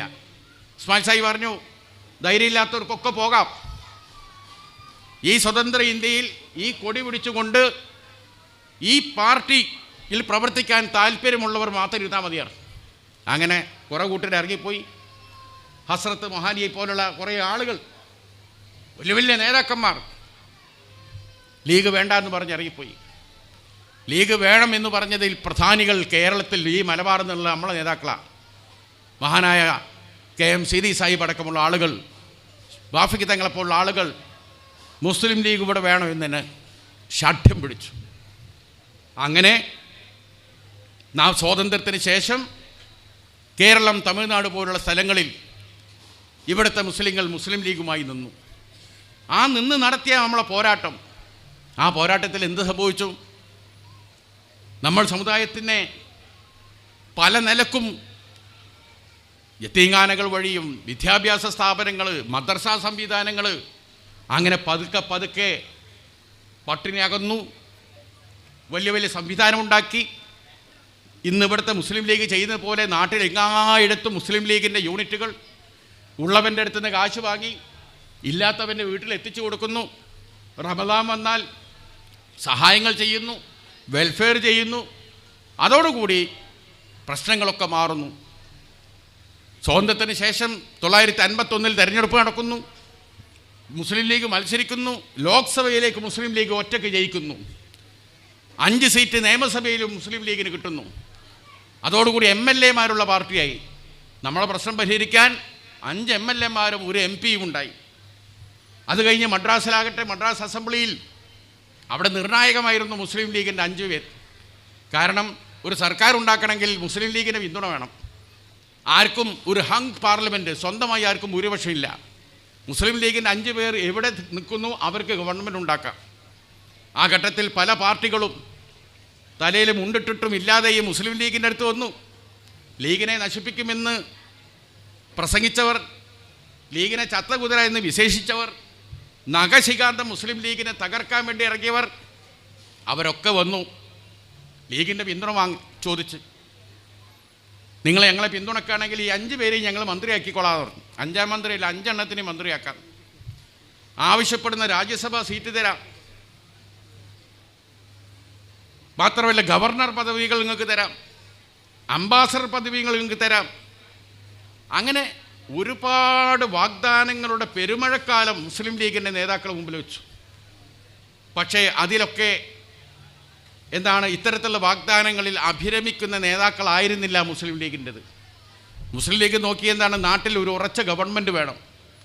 അന്ന് നാട്ടിൽ വലിയ വറുതിയാണ്, മണ്ണെണ്ണ ക്ഷാമമാണ്. 2-ാം ലോക മഹായുദ്ധ കാലത്ത്, അത് കഴിഞ്ഞ ഉടനെയാണ് ഇന്ത്യയിലേക്ക് വന്ന, മദ്രാസ് തുറമുഖത്തേക്ക് വന്ന മണ്ണെണ്ണ നിറച്ച കപ്പലുകളെല്ലാം കടലിൽ മുങ്ങിപ്പോയി. പകരം മണ്ണെണ്ണ ഇല്ല. അന്ന് വൈദ്യുതി ഇല്ലാത്ത കാല, വെറും മണ്ണെണ്ണ കൊണ്ട് മാത്രമാണ് ഒരു വിളക്കെത്തിച്ച് ജീവിക്കുന്ന കാല. നാട്ടിലെവിടെയും മണ്ണെണ്ണ ഇല്ല, നാടാകെ ഇരുട്ടുക. മഹാനായ ഇസ്മായിൽ സാഹിബ് പറഞ്ഞു, ഇപ്പം ഈ നാട്ടിന് ആവശ്യം കേന്ദ്രത്തിൽ സ്വാധീനമുള്ള ഒരു സ്റ്റേറ്റ് ഗവൺമെൻറ് ഇവിടെ വരണം. കേന്ദ്രം ഭരിക്കുന്നത് കോൺഗ്രസ്സാണ്. അതുകൊണ്ട് കോൺഗ്രസിൻ്റെ ഒരു ഗവൺമെൻറ് ഇവിടെ ഉണ്ടായാലേ ഈ മണ്ണെണ്ണ ക്ഷാമം പരിഹരിക്കാൻ കഴിയുള്ളൂ. അതുകൊണ്ട് രാജഗോപാലാചാരി നയിക്കുന്ന കോൺഗ്രസിനെ നിരുപാധികം പിന്തുണയ്ക്കാൻ പകരം ഞങ്ങൾക്കൊരു സ്ഥാനവും വേണ്ട. നാട്ടിലെ പട്ടിണി മാറ്റിയാൽ മതി, മണ്ണെണ്ണ ക്ഷാമം പോലുള്ള വറുതികൾ ഇല്ലാതാക്കിയാൽ മതി. ഒരു ഉടമ്പടിയും ഇല്ലാതെ മുസ്ലിം ലീഗ് രാജഗോപാലാചാര്യയെ പിന്തുണച്ചു. അന്ന് തൊട്ടാണ് മുസ്ലിം ലീഗ് എന്താണെന്ന് എല്ലാവർക്കും മനസ്സിലായത്. ഇതെന്തൊരു പാർട്ടിയാണ്, ഇവർക്ക് മന്ത്രിസ്ഥാനവും വേണ്ട, രാജ്യസഭയും വേണ്ട, ഒന്നും വേണ്ട. നാട്ടിൻ്റെ പരിധി പരിഹരിക്കാൻ അന്ന് നമ്മളെ ചത്ത കുതിര എന്ന് വിളിച്ച് നെഹ്റുവൊക്കെ പരീക്ഷിച്ച ഒരു കാലത്ത്, ആ കാലത്ത് നഖശിഖാന്ത നമ്മളെ തോൽപ്പിക്കാൻ നോക്കിയ ആളുകളെ അവർക്ക് അങ്ങോട്ട് പിന്തുണ കൊടുത്തു. അതോടുകൂടിയാണ് ഇതൊരു മഹത്തായ സംഘടനയാണ്, ഇതിന് നേതാക്കന്മാർ മഹാന്മാരാണെന്ന് ലോകത്തിന് മനസ്സിലായി. അന്ന് തൊട്ട് മുസ്ലിം ലീഗിന് ഒരു റെസ്പെക്റ്റ് ഉണ്ട്, ഒരു ബഹുമാനമുണ്ട് ഇന്ത്യൻ രാഷ്ട്രീയത്തിൽ. ഇന്ത്യയിലെ പത്രപ്രവർത്തകർ, ബുദ്ധിജീവികൾ, എഴുത്തുകാർ, അവരൊക്കെ ലീഗിന് അന്ന് തൊട്ടാണ്. ഇതങ്ങനെ ഒരു താല്പര്യത്തിൻ്റെയോ അധികാരത്തിൻ്റെയോ ഒന്നുമല്ല. ഈ പാർട്ടി നാടിനോടൊപ്പം നിൽക്കുന്ന പാർട്ടിയാണ്, നാട്ടിലെ പ്രശ്നങ്ങളോടൊപ്പം നിൽക്കുന്ന പാർട്ടിയാണ് എന്ന് തോന്നിയത് അങ്ങനെയാണ്. അങ്ങനെ ആ ഗവൺമെൻറ്, രാജഗോപാലാചാര്യരുടെ ഗവൺമെൻറ് വരുന്നു. കേന്ദ്ര സർക്കാരുമായി ബന്ധപ്പെട്ട് മണ്ണെണ്ണ ക്ഷാമത്തിന് ഒരു പരിഹാരം ഉണ്ടാക്കുന്നു. തുടർന്ന് മുസ്ലിം ലീഗ് ഓരോരോ കാര്യങ്ങൾ ആവശ്യപ്പെടാൻ തുടങ്ങി. പ്രധാനമായും പോലീസിന് മുന്നിൽ നിൽക്കാൻ മലബാറിലെ മാപ്പിളക്ക് പേടിയാണ്. എന്താ കാലം, ബ്രിട്ടീഷുകാരുടെ കാലത്ത് ബ്രിട്ടീഷുകാർ പിന്നെ ഒരു പ്രത്യേക ആക്ട് ഉണ്ടാക്കി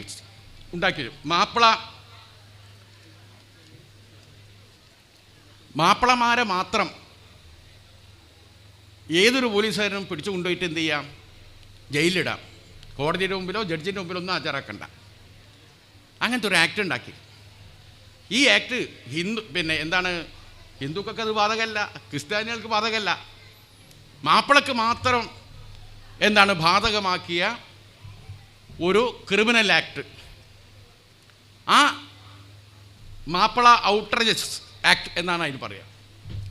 ഈ ആക്ട് ഉപയോഗിച്ചുകൊണ്ട് പോലീസുകാരന് ഏത് മാപ്പിളിനെയും പിടിക്കാം. അപ്പം പോലീസുകാരെ കണ്ടാൽ ഭയപ്പാട് കൂടി മാറി നടക്കുക. രാജ്യത്തിന് സ്വാതന്ത്ര്യം കിട്ടി, ബ്രിട്ടീഷുകാർ പോയി, പക്ഷേ ബ്രിട്ടീഷുകാർ ഉണ്ടാക്കി വെച്ച നിയമം ഇവിടെ അങ്ങനെ തന്നെ നിലനിന്നു, അതാരും മാറ്റില്ല. അതുകൊണ്ട് പോലീസിനെ കണ്ടാൽ മാപ്പിളക്ക് പേടിയാണ്. അപ്പോൾ മുസ്ലിം ലീഗ് ആദ്യം തന്നെ ആവശ്യപ്പെട്ടത് മാപ്പിള ഔട്ട്റേജസ് ആക്ട് എന്ന ബ്രിട്ടീഷുകാരുണ്ടാക്കി വെച്ചൊരു ആക്ട് ഉണ്ട്. ബ്രിട്ടീഷുകാരും പോയിട്ടും ആ ആക്ട് ഇപ്പോഴും ഇവിടെ തുടരുകയാണ്. ആ ആക്ട് എടുത്തു കളയണമെന്നാണ്. അങ്ങനെ ലീഗിൻ്റെ ആവശ്യത്തിൻ്റെ പുറത്താണ് ആ ആക്ട് എടുത്തു കളഞ്ഞോടുകൂടിയാണ് ധൈര്യസമേതം പോലീസ് സ്റ്റേഷൻ്റെ മുന്നിലൂടെ ഈ സമുദായത്തിന് നടക്കാൻ കഴിഞ്ഞു. ഓരോരോ കാര്യക്കും നമുക്കൊരു കോളേജ് വേണം, ഫറൂഖ് കോളേജ് മുസ്ലിം ലീഗ് ഉണ്ടാക്കിയ കോളേജാണ്. മഹാനായ സീതി സാഹിബിൻ്റെ ഫിയറ്റ് കാറ് വിറ്റ പൈസയിലുണ്ട്. തൻ്റെ പിതാവ് തനിക്കും സഹോദരനും സഹോദരിമാർക്കുമായി ദാനമായി തന്ന സ്വത്ത്, ആ സ്വത്ത് മുഴുവനും വിറ്റ് ഫാറൂഖ് കോളേജിലേക്ക് സീതി സാഹിബ് കൊടുത്തു. സയ്യിദ് റഹ്മാൻ ബാഫഖ് തങ്ങൾ ഒരു ഘട്ടത്തിൽ മദ്രാസിൽ അതിൻ്റെ ഫീസ് അടയ്ക്കാൻ പൈസ ഇല്ലാത്തൊരവസ്ഥ വന്നതിന് തൻ്റെ കാറ് വിറ്റു ബാഫഖ് തങ്ങൾ. മുസ്ലിം ലീഗിൻ്റെ മലബാർ ജില്ലാ കമ്മിറ്റിയുടെ ഫണ്ടിൽ നിന്ന് അക്കാലത്ത് 25,000 തന്നെ ഇന്നത്തെ ഒരു 2.5 കോടി വരും. ആ ഫണ്ടെടുത്തു. രാജഗോപാലാചാരി സർക്കാരിൽ നിന്ന് മുസ്ലിം ലീഗിൻ്റെ MLA ശബ്ദമുയർത്തി ആവശ്യപ്പെട്ട് കിട്ടിയതാണ് ഫാറൂഖ് കോളേജ്. അങ്ങനെയാണ് ഫാറൂഖ് കോളേജ് ഉണ്ടായത്. അന്നൊറ്റ കോളേജുള്ളൂ, വേറെ ഇല്ല. അടുത്ത കോളേജിനായിട്ട് തളിപ്പറമ്പിൽ സീതി സാഹിബ് മുൻകൈയെടുത്തു. പക്ഷേ സീതി സാഹിബിൻ്റെ മരണശേഷമാണ് യാഥാർത്ഥ്യമായത്. അതുകൊണ്ട് അതിന് സീതി സാഹിബിൻ്റെ പേരിട്ടു. അതാണ് തളിപ്പറമ്പിലെ സർ സയ്യിദ് കോളേജ്, സീതി സാഹിബ് സ്ഥാപിച്ചതാണ്. അങ്ങനെ പോകുന്നു. മമ്പാടൊരു കോളേജ് സ്ഥാപിച്ചു. പിന്നീട് അത് MES നടത്താൻ കൊടുത്തു. ഇത് മാത്രമാണോ? നമ്മൾ കോഴിക്കോട് മെഡിക്കൽ കോളേജിൻ്റെ അടുത്ത് ജീവിക്കുന്നവരാ അല്ലേ? കോഴിക്കോട് മെഡിക്കൽ കോളേജ് എങ്ങനെയാന്നാ? കോഴിക്കോട് മെഡിക്കൽ കോളേജിന് ചരിത്രമുണ്ട്. മുസ്ലിം ലീഗ് അസംബ്ലിയിൽ സീതി സാഹിബാണ് ആവശ്യപ്പെട്ടത്. മലബാറിലെ മനുഷ്യർക്ക് പോകാനൊരു ആശുപത്രിയില്ല. വടകരയിൽ ഒരു ഡോക്ടറുണ്ട്. ഇവിടെ നിർമ്മല ഹോസ്പിറ്റലും അശോക ഹോസ്പിറ്റലും മാത്രമുള്ളത്, വേറൊന്നുമില്ല. അതും വലിയ പണമുള്ളവർക്കേ പോകാൻ കഴിയുള്ളൂ. സൗജന്യമായി ഞങ്ങളും നികുതി തരുന്നവരാണ്. മലബാറിലെ മനുഷ്യർക്ക് സൗജന്യമായി ചികിത്സ കിട്ടാൻ ഒരു മെഡിക്കൽ കോളേജ് കോഴിക്കോട് ആസ്ഥാനമായി വേണം എന്നാണ് സീതി സാഹിബ് ആവശ്യപ്പെട്ടത്. അങ്ങനെ സീതി സാഹിബിൻ്റെ ആവശ്യം അടുത്ത ബഡ്ജറ്റിൽ പരിഗണിക്കാമെന്ന് ധനമന്ത്രി ഉറപ്പു നിന്നു. പക്ഷേ ബഡ്ജറ്റ് വായിച്ചു. അടുത്ത ബഡ്ജറ്റിൽ തിരുച്ചിറപ്പള്ളി, തൃശ്ശിനാപ്പള്ളിയിലേക്ക് മെഡിക്കൽ കോളേജിന് ഫണ്ട് വകയിരുത്തി. കോഴിക്കോട് ഇന്നില്ല. ബജറ്റിൻ്റെ വായന നടക്കുമ്പോൾ മെഡിക്കൽ കോളേജ് തൃശ്ശിനാപ്പള്ളിക്കുള്ളൂ, കോഴിക്കോടിനില്ല എന്ന് മനസ്സിലാക്കിയപ്പോൾ ഈ 5 അംഗങ്ങളും നിയമസഭയുടെ നടുത്തളത്തിലിറങ്ങി.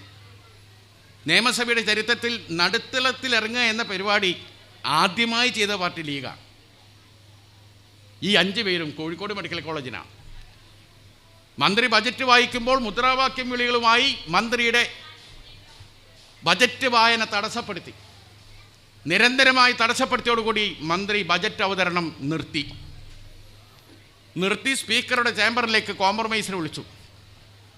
മുഖ്യമന്ത്രിയുണ്ട്, അന്നത്തെ പ്രധാനമന്ത്രി എന്നാണ് വിളിക്കുക മുഖ്യമന്ത്രിനെ, രാജഗോപാലാചാരി, ധനമന്ത്രി, മുസ്ലിം ലീഗിൻ്റെ ഉപ്പി സാഹിബിൻ്റെ നേതൃത്വത്തിലുള്ള സിരി സാഹിബൊക്കെ അടങ്ങുന്ന 5 MLA കോംപ്രമൈസ് അടുത്ത കൊല്ലത്തെ ബഡ്ജറ്റിൽ കോഴിക്കോടിനെ ഉൾപ്പെടുത്താം, പറ്റില്ലെന്ന് പറഞ്ഞു.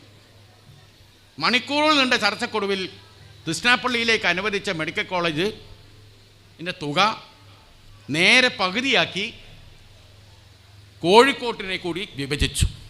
അങ്ങനെ ഒരേ സമയം തൃശ്ശിനാപ്പള്ളിക്കും കോഴിക്കോടിനും മെഡിക്കൽ കോളേജ് അനുവദിച്ചുകൊണ്ട് ബജറ്റിനെ തിരുത്തിപ്പിച്ചു.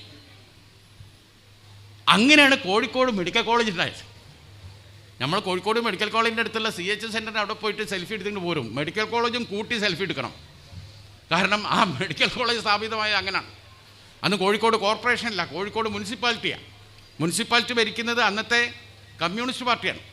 ആ കമ്മ്യൂണിസ്റ്റ് പാർട്ടി മുനിസിപ്പാലിറ്റി യോഗത്തിൽ വെച്ച് പ്രമേയം പാസാക്കി. കോഴിക്കോടിന് മെഡിക്കൽ കോളേജ് നേടിയെടുത്ത് തന്ന KMCDക്ക് കോഴിക്കോട് മുനിസിപ്പാലിറ്റിയുടെ വക എന്താണ് അഭിനന്ദനം എന്ന പ്രമേയം കമ്മ്യൂണിസ്റ്റ് പാർട്ടിക്ക് അവരെ എടുക്കേണ്ടി വന്നു. അപ്പോൾ കോഴിക്കോട് മെഡിക്കൽ കോളേജിനെ കാരണക്കാരെ നമ്മളാണ്. കോളേജുകളുണ്ടാക്കി, പല സംവിധാനം. നിങ്ങൾക്ക് അറിയോ, 952 SSLC പാസ്സായ ഒരു കുട്ടിക്ക് വലിയ സ്വീകരണം കൊടുത്തു പെരിന്തൽമണ്ണയിൽ. കഷ്ടിച്ച് 210 മാർക്ക് എങ്ങനെയൊക്കെ കിട്ടിയ കഴിച്ചിലായതാണോ, ഓന് പെരും സ്വീകരണം. എന്തായാലും കാരണം 10ാം ക്ലാസ് പാസ്സാകുക എന്ന് പറയുന്ന സംഭവം വലിയൊരു അത്ഭുതമാണ് ആ കാലത്ത്. വിദ്യാഭ്യാസത്തിന് നമ്മളെ നിലവാരം അത്. 10ാം ക്ലാസ് പാസ്സായവന് 952 കാലത്ത് സ്വീകരണം കൊടുത്തു എന്ന് പറഞ്ഞാൽ വിദ്യാഭ്യാസപരമായി നമ്മൾ വട്ടപ്പൂജയാണ്. 47 സ്വാതന്ത്ര്യം കിട്ടി. 967 വരെയുള്ള 20 കൊല്ലക്കാലത്തിൻ്റെ ഇടയ്ക്ക് ഒരു സ്കൂളോ നാട്ടിലുണ്ടായിനോ? എത്ര ആൾക്കാർ മന്ത്രിമാരായി? PP ഉമ്മർ കോയ എന്ന ഒരു മുസ്ലിം വരെ കോഴിക്കോട്ടുകാരൻ വിദ്യാഭ്യാസ മന്ത്രിയായിട്ടുണ്ട്. ജോസഫ് മുണ്ടശ്ശേരി വിദ്യാഭ്യാസ മന്ത്രിയായിട്ടുണ്ട്. ഈ മലബാറിൽ, ഈ മലപ്പുറം, കോഴിക്കോട് തുടങ്ങിയുള്ള ഈ ജില്ലകൾ നിൽക്കുന്നിടത്ത് ഒരു സ്കൂളോ ഇല്ല. സ്വാതന്ത്ര്യം കിട്ടിയിട്ട് 20 കൊല്ലമായിട്ടും. മുസ്ലിം ലീഗിന് കേരളപ്പിറവി വന്നോടുകൂടി കേരള സംസ്ഥാന മുസ്ലിം ലീഗ് ഉണ്ടാകുന്നു. നമ്മൾ 57-ൽ ഭാഷാ അടിസ്ഥാനത്തിൽ തിരുവിതാംകൂറും കൊച്ചിയും മലബാറും ലയിച്ചുകൊണ്ട് ഒരു സംസ്ഥാനമാകുന്നു. അതിന് കേരളം എന്ന് പേരിട്ടു. ആ 57 കേരളത്തിൽ ആദ്യ തെരഞ്ഞെടുപ്പിൽ 7 MLA CH മുഹമ്മദ് കോയ സാഹിബ് അടക്കമുള്ളവർ, ആ 7 MLA കയറി ചെന്നു. തുടർന്ന് അങ്ങോട്ട് രാഷ്ട്രീയപരമായി പല പാർട്ടികളുമായുള്ള വിവിധ സൗഹൃദങ്ങൾ വന്നു. അതിന് പുറത്ത് ആദ്യമായി നമുക്ക് അധികാരസ്ഥാനം, സ്പീക്കർ സ്ഥാനം മഹാനായ KMCD സാഹിബ് സ്പീക്കറാകുന്നു. സ്പീക്കറായതിന് ശേഷം അദ്ദേഹം വഫാത്താകുന്നു 63ാമത്തെ വയസ്സിൽ. റസൂലുള്ളാഹി സ്വല്ലല്ലാഹു അലൈഹി വസല്ലം അവരുടെ അതേ ആയുസ്സായിരുന്നു സീതി സാഹിബിന് ശേഷം CH മുഹമ്മദ് കോയ സാഹിബ് സ്പീക്കറാകുന്നു. പിന്നീട് സ്പീക്കർ സ്ഥാനം അദ്ദേഹം രാജിവെക്കുന്നു. കോഴിക്കോട് ലോക്സഭയിലേക്ക് വന്ന് മത്സരിക്കുന്നു. ഒറ്റയ്ക്ക് മത്സരിച്ച് എല്ലാവരെയും തോൽപ്പിച്ച് MP ആയി CH ഡൽഹിയിലേക്ക് പോകുന്നു. അങ്ങനെ രാഷ്ട്രീയം മുന്നോട്ട് പോയി. 967-ൽ മുസ്ലിം ലീഗ് ഭരണത്തിലെത്തുന്നു, അധികാരത്തിൻ്റെ ഭാഗമാകുന്നു. 2 മന്ത്രിസ്ഥാനം നമുക്ക് കിട്ടുന്നു. ഒന്ന് വിദ്യാഭ്യാസ വകുപ്പ് നമ്മൾ ചോദിച്ചു വാങ്ങുന്നു, 2 പഞ്ചായത്ത് വകുപ്പും ചോദിച്ചു വാങ്ങുന്നു. അക്കാലത്ത് പഞ്ചായത്താണ് വീടൊക്കെ നിർമ്മിക്കുമ്പോൾ സിമൻറ്റ് കൊടുക്കുന്നത് പഞ്ചായത്താണ്. ആ കാലഘട്ടത്തിൽ സിമൻറ്റിന് പ്രത്യേകമായ പെർമിറ്റ് കോട്ടയൊക്കെ ഉണ്ടാവും. നാട്ടിലെ ഇന്നത്തെ വില്ലേജ് ചെയ്യുന്ന കാര്യങ്ങൾ പോലും ചെയ്യുന്നത് പഞ്ചായത്താണ്. അപ്പം പഞ്ചായത്താണ്, ഗ്രാമീണ മേഖലയാണ് നമ്മുടേത്. ഗ്രാമീണ മേഖലയിൽ എന്തെങ്കിലും ചെയ്യണമെങ്കിൽ ആ പഞ്ചായത്ത് വകുപ്പ് നമുക്ക് കിട്ടണം. ആ പഞ്ചായത്ത് വകുപ്പും ചോദിച്ചു വാങ്ങി, വിദ്യാഭ്യാസ വകുപ്പും ചോദിച്ചു വാങ്ങി. 967 CH മുഹമ്മദ് സാഹിബ് വിദ്യാഭ്യാസ മന്ത്രിയായി ഉടനെ സംഭവിച്ചത് എന്താ പറയുക? കേരളത്തിലെ എല്ലാ ഗ്രാമങ്ങളിലും മാപ്പിള സ്കൂളുകൾ ഉണ്ടാക്കാൻ ഉത്തരവിട്ടു. മാപ്പിള LP സ്കൂൾ എല്ലായിടത്തും, ആയിരക്കണക്കിന് മാപ്പിള സ്കൂളുകൾ. സ്വാതന്ത്ര്യം കിട്ടിയിട്ട് 20 കൊല്ലം കഴിഞ്ഞിട്ടും ഒരു സ്കൂളും വരാത്തൊരു നാട്ടിൽ മുസ്ലിം ലീഗ് CH മുഹമ്മദ് കോയ സാഹിബിലൂടെ നാടെങ്ങും ഒരു സമ്മതപത്രം മാത്രം തന്നാൽ മതി. എവിടെ പൊതുയോഗത്തിന് പ്രസംഗിക്കാൻ പോയാലും ആദ്യം CH ചോദിക്കുന്ന ചോദ്യം ഇവിടെ പള്ളിക്കൂടമുണ്ടോ എന്നാണ്. ഇല്ല എന്ന് പറയും. എങ്കിൽ ഒരു പള്ളിക്കൂടം വേണ്ടേ നിങ്ങൾക്ക്? വെറും കഴുങ്ങിന്മേൽ കയറിയും പുഴയിൽ മുങ്ങി പൂഴി വാരി മാത്രം ജീവിക്കേണ്ടവരാണോ നിങ്ങൾ? നിങ്ങളെ മക്കൾക്ക് വിദ്യാഭ്യാസം കിട്ടണ്ടേ? നിങ്ങൾ കഷ്ടപ്പെട്ടതുപോലെ നിങ്ങളെ മക്കൾ കഷ്ടപ്പെടാൻ പാടുണ്ടോ? അതിന് ഏറ്റവും ചുരുങ്ങിയത് 25 സെൻറ്റ് സ്ഥലം, ആ സ്ഥലമുള്ളവൻ അവിടെ ഒരു പള്ളിക്കൂടം പണിയാൻ സമ്മതപത്രം മാത്രം തന്നാൽ മതി, ഞാൻ നിങ്ങൾക്ക് പള്ളിക്കൂടം തരാം. അങ്ങനെ ഓരോ ഇടത്തും CH പറഞ്ഞു.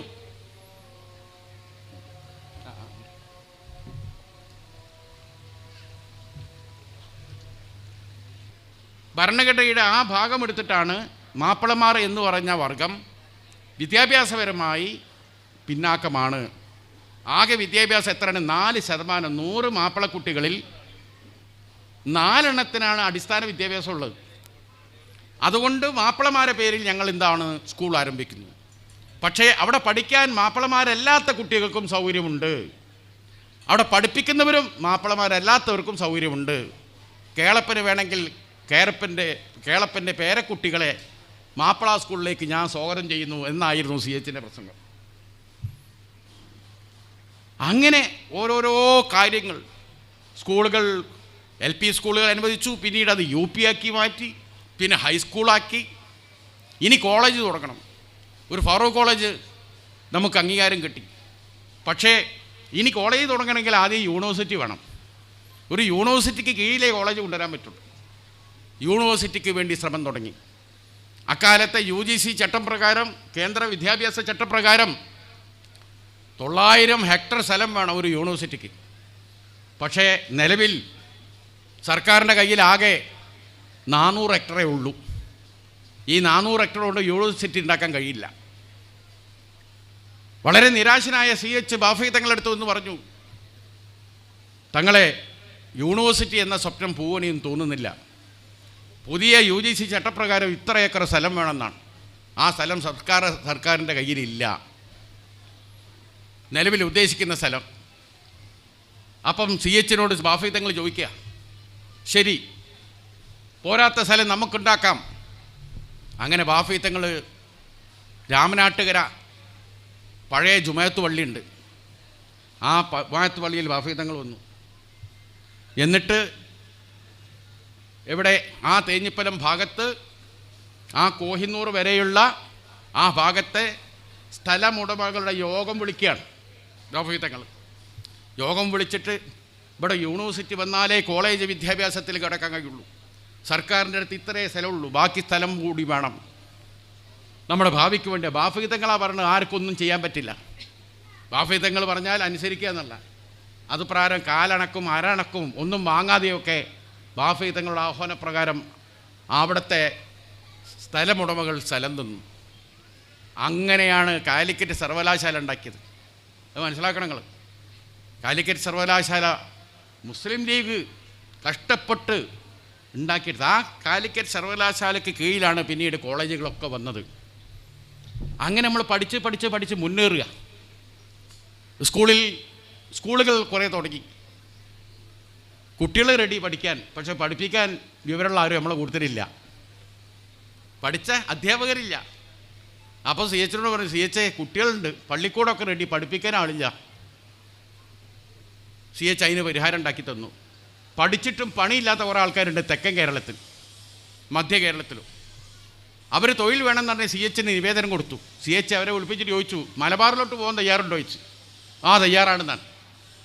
അങ്ങനെയാണ് അവിടെ നിന്ന് അധ്യാപകർ ഇവിടെ വന്നു. അങ്ങനെയാണ് ശോശാമ്മ ടീച്ചറും പിന്നെ മാത്യൂസ് ടീച്ചറൊക്കെ ഇവിടെ എത്തിയത്. പിന്നെ ഓല് ഇവിടെ നിന്നിട്ട് പോയിട്ടുമില്ല.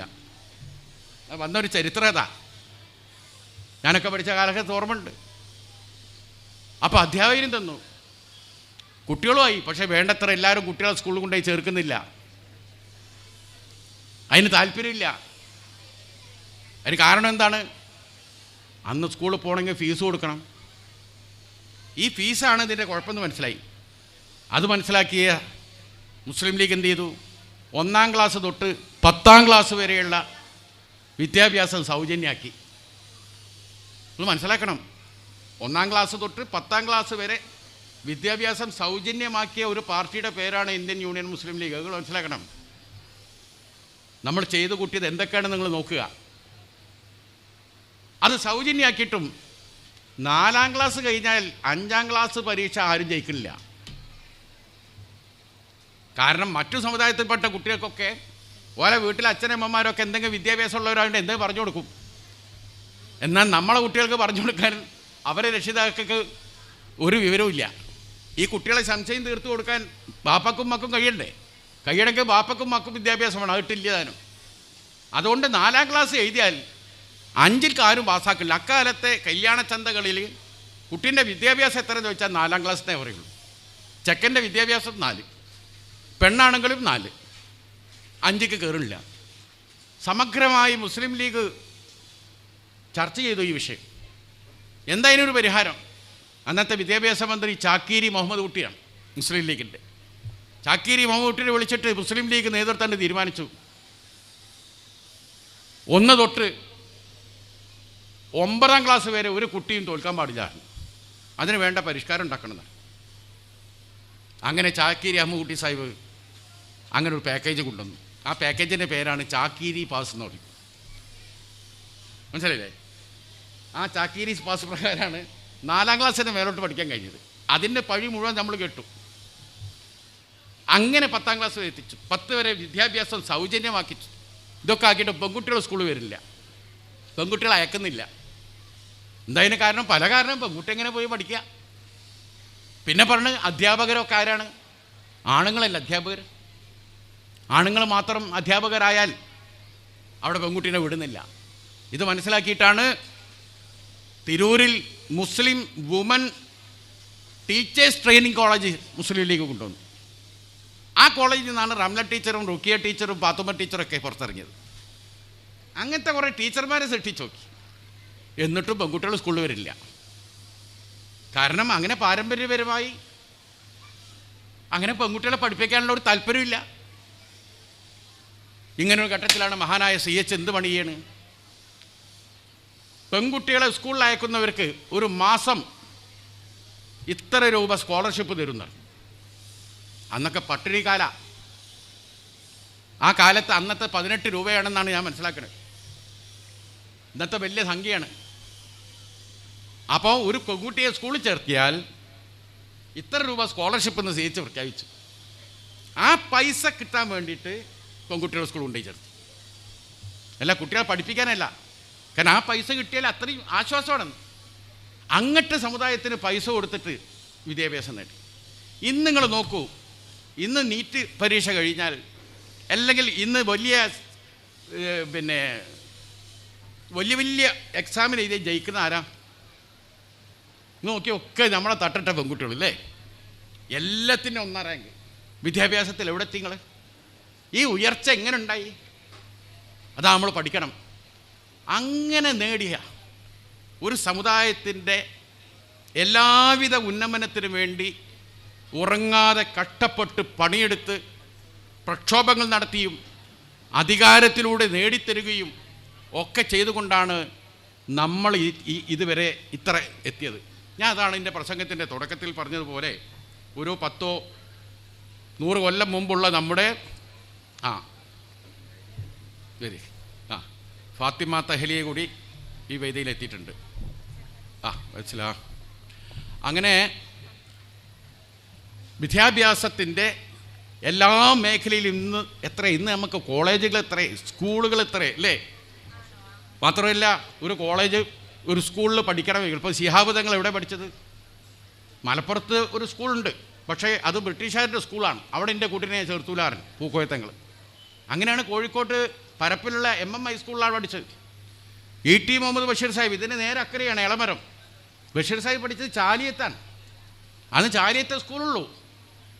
ചാലിയത്ത് പഠിക്കാൻ വരുന്നവർക്ക് സൗജന്യമായി ചാലിയത്തെ കുടുംബങ്ങൾ വീട്ടിൻ്റെ മുന്നിൽ 2 റൂമുണ്ടാക്കിക്കും. ആ 2 റൂം പഠിക്കാൻ വരുന്നവർക്കുള്ള ഭക്ഷണം കൊടുക്കും. ഞങ്ങളെ ചാലിയത്തിൻ്റെ ഒരു സംസ്കാരമാണത്. ആ കാലഘട്ടത്തിൽ പഠിക്കാൻ സ്കൂളില്ല. ഓരോ സ്ഥലത്ത് പോയിട്ട് പഠിക്കണം. അവിടുന്ന് മാറി ഇന്നിപ്പോൾ എന്താണ്, ഇന്ന് നമ്മളെ വീട്ടിലൊരു കോണിമ്പല്ല്, നമ്മളെ മോളെ കുട്ടിയോ നമ്മളൊരു പേരക്കുട്ടിയോ ഏതൊരു കുട്ടിക്ക് 4 വയസ്സായി ഉണ്ടാവും. അന്ന് രാവിലെ ഒരു കോളിമ്പല്ലുണ്ടാവും. ഒരു 2-3 ആൾക്കാർ മാസ്റ്റർമാർ നമ്മളെടുത്തുണ്ടാവും. എന്താണ്, ഹാപ്പി ബർത്ത്ഡേ ആർക്ക് അല്ല നിങ്ങളെ ഇവിടെയുള്ള കുട്ടിക്ക്. അപ്പോൾ ഓലിത് ആസ്പത്രിയിൽ നിന്ന് എടുത്തുകൊണ്ടിരിക്കാം ഈ ഡേറ്റ് ഓഫ് ബർത്ത്. അപ്പോൾ 4 വയസ്സായ കുട്ടീൻ്റെ അടുത്ത് പോയിട്ട് കുട്ടീനെ ഞങ്ങളെ സ്കൂൾക്ക് വിടണം.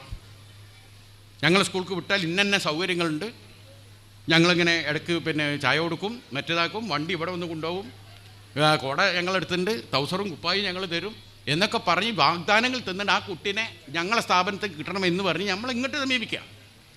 കുറച്ച് കഴിഞ്ഞാൽ വേറൊരു ടീം വന്നിട്ട് പറയും ഞങ്ങളിതാ ഇതിനിടയ്ക്ക് ഒരു ഹോർലിക്സ് കൂടി കൊടുക്കുന്നുണ്ട്, ഞങ്ങളെ സ്കൂളിൽ ചേർത്താങ്ങൾ. പിന്നെ കുട്ടികളെ കിട്ടാൻ വേണ്ടി ഗവൺമെൻറ് സ്കൂൾ അധ്യാപകന്മാർ അവരെ അധ്യാപക തസ്തിക നിലനിർത്തണമെങ്കിൽ കുട്ടികൾ വേണം. ഓലും കുട്ടികളെ ഇതാ ഞങ്ങൾ എന്താ വേണ്ടി ചെയ്തു തരാം, കുട്ടികളെ ചേർത്ത്. ഇന്ന് വിദ്യാഭ്യാസ സ്ഥാപനങ്ങൾ നമ്മളെ അങ്ങോട്ടേക്ക് കൊണ്ടുപോവുകയാണ്, ആ കോലത്തിലേക്ക്. അങ്ങനെ അത്രയും വലിയ മുന്നേറ്റത്തിലേക്കാണ് നമ്മൾ സമുദായത്തിൽ. എന്താ മറ്റു സ്റ്റേറ്റുകളെ സ്ഥിതി എന്താ? ഞാൻ അതാ പറഞ്ഞത്, 1920-25 കാലഘട്ടത്തിൽ നമ്മളെ പ്രവർത്തനം തുടങ്ങുന്ന കാലം 1935.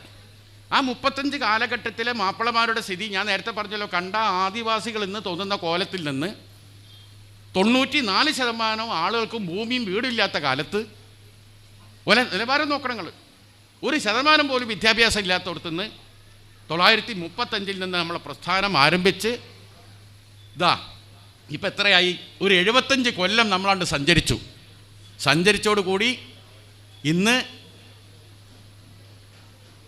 എല്ലാവർക്കും വീടും ഭൂമിയാണ് അല്ലേ? ഇന്ന് കുടികിടപ്പവരുണ്ട് എവിടെയെങ്കിലും? സ്വന്തമായി വീടില്ലാത്ത ആരാള്? ചെറുതെങ്കിലും എല്ലാവർക്കും വീടായി, എല്ലാവർക്കും വിദ്യാഭ്യാസമായി, എല്ലാവർക്കും ബിസിനസ് ഉണ്ടായി, കച്ചവടം ഉണ്ടായി, സംരംഭങ്ങളുണ്ടായി, മെച്ചപ്പെട്ട ജീവിത സാഹചര്യം ഉണ്ടായി. ഇന്ന് നമ്മൾ ഉയർന്നു നിൽക്കുകയാണ്. എന്നാൽ ആസാം പോയി നോക്കി, 75 കൊല്ലം മുമ്പുള്ള ആസാം മുസ്ലിങ്ങളും 75 കൊല്ലം കഴിഞ്ഞപ്പോഴോ ഒരു മാറ്റമില്ല. അങ്ങനെ തന്നെ 75 കൊല്ലം മുമ്പ് അവരെങ്ങനെയാണോ അങ്ങനെ തന്നെയാണ് ഇപ്പോഴും. UP മുസ്ലിങ്ങൾ 75 കൊല്ലം മുമ്പ് എങ്ങനെയാണ് അങ്ങനെ തന്നെയാണ് ഇപ്പോഴും. ബീഹാറിലെ മുസ്ലിങ്ങൾ 75 കൊല്ലം മുമ്പ് എന്താണോ അതുതന്നെയാണ് ഇപ്പോൾ. എന്നാൽ നമ്മൾ 75 കൊല്ലം മുമ്പ് ആദിവാസിക്ക് തുല്യമായി എടുത്തുനിന്ന് നമ്മൾ ഈ പതാകയും ഈ പ്രസ്ഥാനം ഉപയോഗിച്ച് നമ്മൾ മുന്നേറിയപ്പോൾ ഇന്ന് എന്തായി? ഇന്ന് നമ്മളെ കൂടത്തുനിന്ന് കലക്ടർമാരെത്രയാണ്? ഞാനിപ്പോഴും ഓർക്കുന്നുണ്ട്, ഫാത്തിമ എൻ്റെ ഒരു മരുമകളായി വരും, എൻ്റെ ജ്യേഷ്ഠൻ്റെ മകൻ്റെ ഭാര്യയും കൂടിയാണ്. ഞങ്ങളെ കുടുംബത്തിൽ വലിയൊരു ആക്സിഡൻ്റായി. താനൂരിൽ ഞങ്ങളെ മൂത്ത സഹോദരൻ്റെ അവിടുത്തെ ഒരു വിവാഹത്തിന് പോയതാണ്. ഒരു അംബാസഡർ കാർ, ആ കാറിൽ നിന്ന് നമ്മളെ മൂത്ത ജ്യേഷ്ഠൻ അഹമ്മദ് പോയ ഫറൂഖ് കോളേജിലെ പ്രൊഫസറാണ്.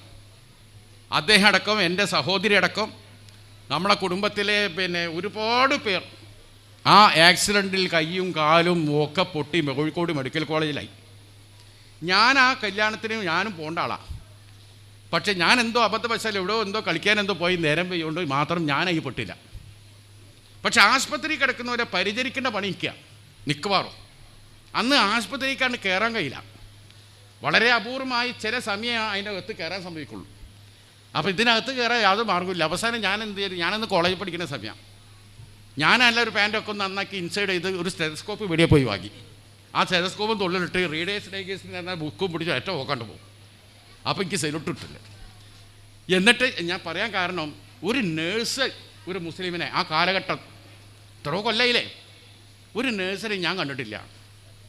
ഒരു മുസ്ലിം ഡോക്ടർ അപൂർവമായി, ഇപ്പം ഇന്നാൾ മരിച്ച PM കുട്ടി സൈന്താണ്, അങ്ങനത്തെ 1-2 ഡോക്ടർമാരാണ് എവിടെയില്ല. എന്നാൽ പഠിക്കുന്ന MBBS വിദ്യാർത്ഥികളുണ്ട്, വരുന്നുണ്ട്, അതിലുണ്ടോ മുസ്ലിം ഇല്ല. ഇപ്പോൾ ഈ അടുത്ത് ഞാൻ CH സെൻ്ററിൻ്റെ എന്തോ ഒരു കാര്യത്തിന് വേണ്ടി മെഡിക്കൽ കോളേജിൽ പോയിട്ട്, അന്ന് വെള്ളിയാഴ്ചയാണ്, ജുമയ്ക്ക് എവിടെ പോവും, അങ്ങനെ മെഡിക്കൽ കോളേജിലുള്ള പള്ളിയിൽ ഞാൻ ജുമയ്ക്ക് പോയ സമയത്ത് പുള്ളി തിരക്കാം. നോക്കുമ്പോൾ എന്താ, കംപ്ലീറ്റ് മുസ്ലിം കുട്ടികളാണ്. ഒക്കെ ഇവിടുത്താണ് മെഡിക്കൽ കോളേജിൽ പഠിക്കണം. ക്യാൻറ്റീനിൽ പോയി നോക്കിയപ്പോൾ ഫുള്ള് എത്ര മുസ്ലിങ്ങൾ നടന്നിങ്ങനെ പോകുമ്പോൾ എത്ര വഴിക്കുന്നു. നേഴ്സുമാരെ ഒരുപാട് കണ്ട്, ഡോക്ടർമാരെ ഒരുപാട് കണ്ട്. നമ്മൾ അത്രമാത്രം വലിയ മുന്നേറ്റം, ആ മുന്നേറ്റമാണ് ഇവിടെ ഉണ്ടാക്കിയത്. എന്നാൽ ഇന്ന് നോക്കി നിങ്ങൾ, നമ്മളിപ്പോൾ എത്രയായി? 7 കൊല്ലമായി നമ്മൾ ഭരണത്തിൽ നിന്ന് പുറത്താണ് അല്ലേ? 7 or 8 കൊല്ലം ആകുമ്പോൾ എന്നാ ഉപയോഗിച്ച് എല്ലാ കൊല്ലവും SLC ജയിച്ചു കഴിഞ്ഞാൽ +1 +2 അത് പഠിക്കാൻ സീറ്റ് വേണം. പക്ഷേ ഇപ്പോഴത്തെ സ്ഥിതി എന്താ? 7 കൊല്ലമായി കമ്മ്യൂണിസ്റ്റായിട്ട് നാട് ഭരിക്കുക. എവിടെയും നമുക്ക് ബാച്ച് അനുവദിക്കുന്നുണ്ടോ? ഈ നാട്ടിൽ എവിടെയെങ്കിലും ഈ 7 കൊല്ലത്തിൻ്റെ ഒരു സ്കൂൾ വന്നണോ? എവിടെയെങ്കിലും ഒരു സ്കൂൾ ഉണ്ടാവണം, എവിടെയെങ്കിലും ഒരു കോളേജ് ഉണ്ടാക്കിയാണ് അവർ. നാട്ടിലാകെ ബാറും കള്ളുഷാപ്പും ഇഷ്ടം പോലെ അനുവദിച്ചു, ഒരൊറ്റ സ്കൂൾ ഉണ്ടാക്കിയിട്ടില്ല. ഒരു സ്കൂളിൻ്റെ ബാച്ചെങ്കിലും വർദ്ധിപ്പിക്കണോ? അതുമില്ല. കുട്ടികൾ എത്ര വേണമെങ്കിൽ ക്ലാസ് റൂമിൽ കുട്ടികളെ സീറ്റ് കൂട്ടി. ഒരു ക്ലാസ് റൂമിൽ 25 കുട്ടികളാണ്. അതാണ് ഇതിൻ്റെ വിദഗ്ധർ പറഞ്ഞിരിക്കുന്നത്. കുട്ടികൾക്ക് നല്ല ആശ്വാസകരമായി അവർക്ക് പഠിക്കാനുള്ള ഒരു മാനസിക ആവാസ വ്യവസ്ഥ ഉണ്ടാകണമെങ്കിൽ ഹ്യൂമിഡിറ്റി, അന്തരീക്ഷത്തിലെ ഒരു എന്താ പറയുക ഒരു അവസ്ഥ ഉണ്ട്. അപ്പം തൊട്ടുരുമി ഇരിക്കാതെ കുറച്ച് ആയാസകരമായ ഒരു 10-25 പേരെ ഒരു ക്ലാസ്സിൽ കയറ്റാവൂ. അപ്പോൾ ആ കുട്ടികൾക്ക് അവർ ഇൻ്റലക്ച്വൽ പ്രോപ്പർട്ടിയൊക്കെ വളരെ ഉഷാറാവുള്ളൂ, കേൾക്കാനും ഹിയർ ചെയ്യാനും ഒക്കെയുള്ള താല്പര്യം. വിദഗ്ധ കമ്മീഷൻ പറഞ്ഞ 25 കുട്ടികളെ പാടുള്ളൂ. ആ 25 കുട്ടികളാണ് എറണാകുളം തൊട്ടുള്ള എല്ലാ തിരുവനന്തപുരം മേലെ സ്കൂളിലൊക്കെ 25 കുട്ടികളാണ് ഒരു ക്ലാസ്സിൽ. എന്നാൽ കോഴിക്കോടും മലപ്പുറവും കണ്ണൂരും കൂടെ എത്തുമ്പോൾ എന്താവും? 40 ആകട്ടെ സർക്കാർ തീരുമാനിച്ചു, പിന്നെ പറഞ്ഞു 50 ആകട്ടെ തീരുമാനിച്ചു. ഇപ്പം ആക്കണ പുതിയ സർക്കിൾ 65 കുട്ടികളായിക്കോളും ഒരു ക്ലാസ്സിൻ്റെ ഉള്ളിലേ. എത്രമാത്രം കഷ്ടപ്പെട്ടാണ് രാവിലെ 10 മണി തൊട്ട് വൈകുന്നേരം 4 മണി വരെ ആ കുട്ടികൾ അതിൻ്റെ ഉള്ളിലിരിക്കുക. എങ്ങനെ കുട്ടിയൊക്കെ പഠിക്കാൻ കഴിയുക? എന്നാൽ ഒരു ബാച്ച് ഇപ്പോൾ 10th A B C D E X അല്ലേ, E. അപ്പോൾ അടുത്ത പോലെ ഈ കഴിഞ്ഞാൽ 2 ബാച്ച് കൂടി അനുവദിച്ചാൽ എന്താണ്? സ്കൂളുകാരെ അതിനുള്ള സൗകര്യം ഉണ്ടാക്കും, അനുവദിക്കുക. കഴിഞ്ഞ 7 കൊല്ലമായി ഒരൊറ്റ കൊല്ലം പോലും ഒരു സ്കൂളിൽ പോട്ടെ ഒരു ബാച്ച് പോലും അവന്മാർ കൊടുക്കണില്ല. അപ്പുറത്തെ കുട്ടികൾക്കൊക്കെ അല്ലേ അതും. അതിനുവേണ്ടി സമരത്തിനിറങ്ങുക. നമ്മൾ ലീഗല്ലാതെ വേറെ ആരാ സമരത്തിനിറങ്ങാനുള്ളത്? ശക്തമായി മുസ്ലിം ലീഗ് ജില്ലാ ആസ്ഥാനത്തേക്ക് മാർച്ച് ചെയ്യാൻ പോവാം. അപ്പോൾ ഈ സമൂഹം നേരിടുന്ന പ്രശ്നങ്ങൾക്ക് എല്ലാ പരിഹാരങ്ങളും കൊണ്ടുവന്നതിൽ മുഖ്യ പങ്ക് വഹിച്ച ഒരു പാർട്ടിയാണ് നമ്മുടേത്.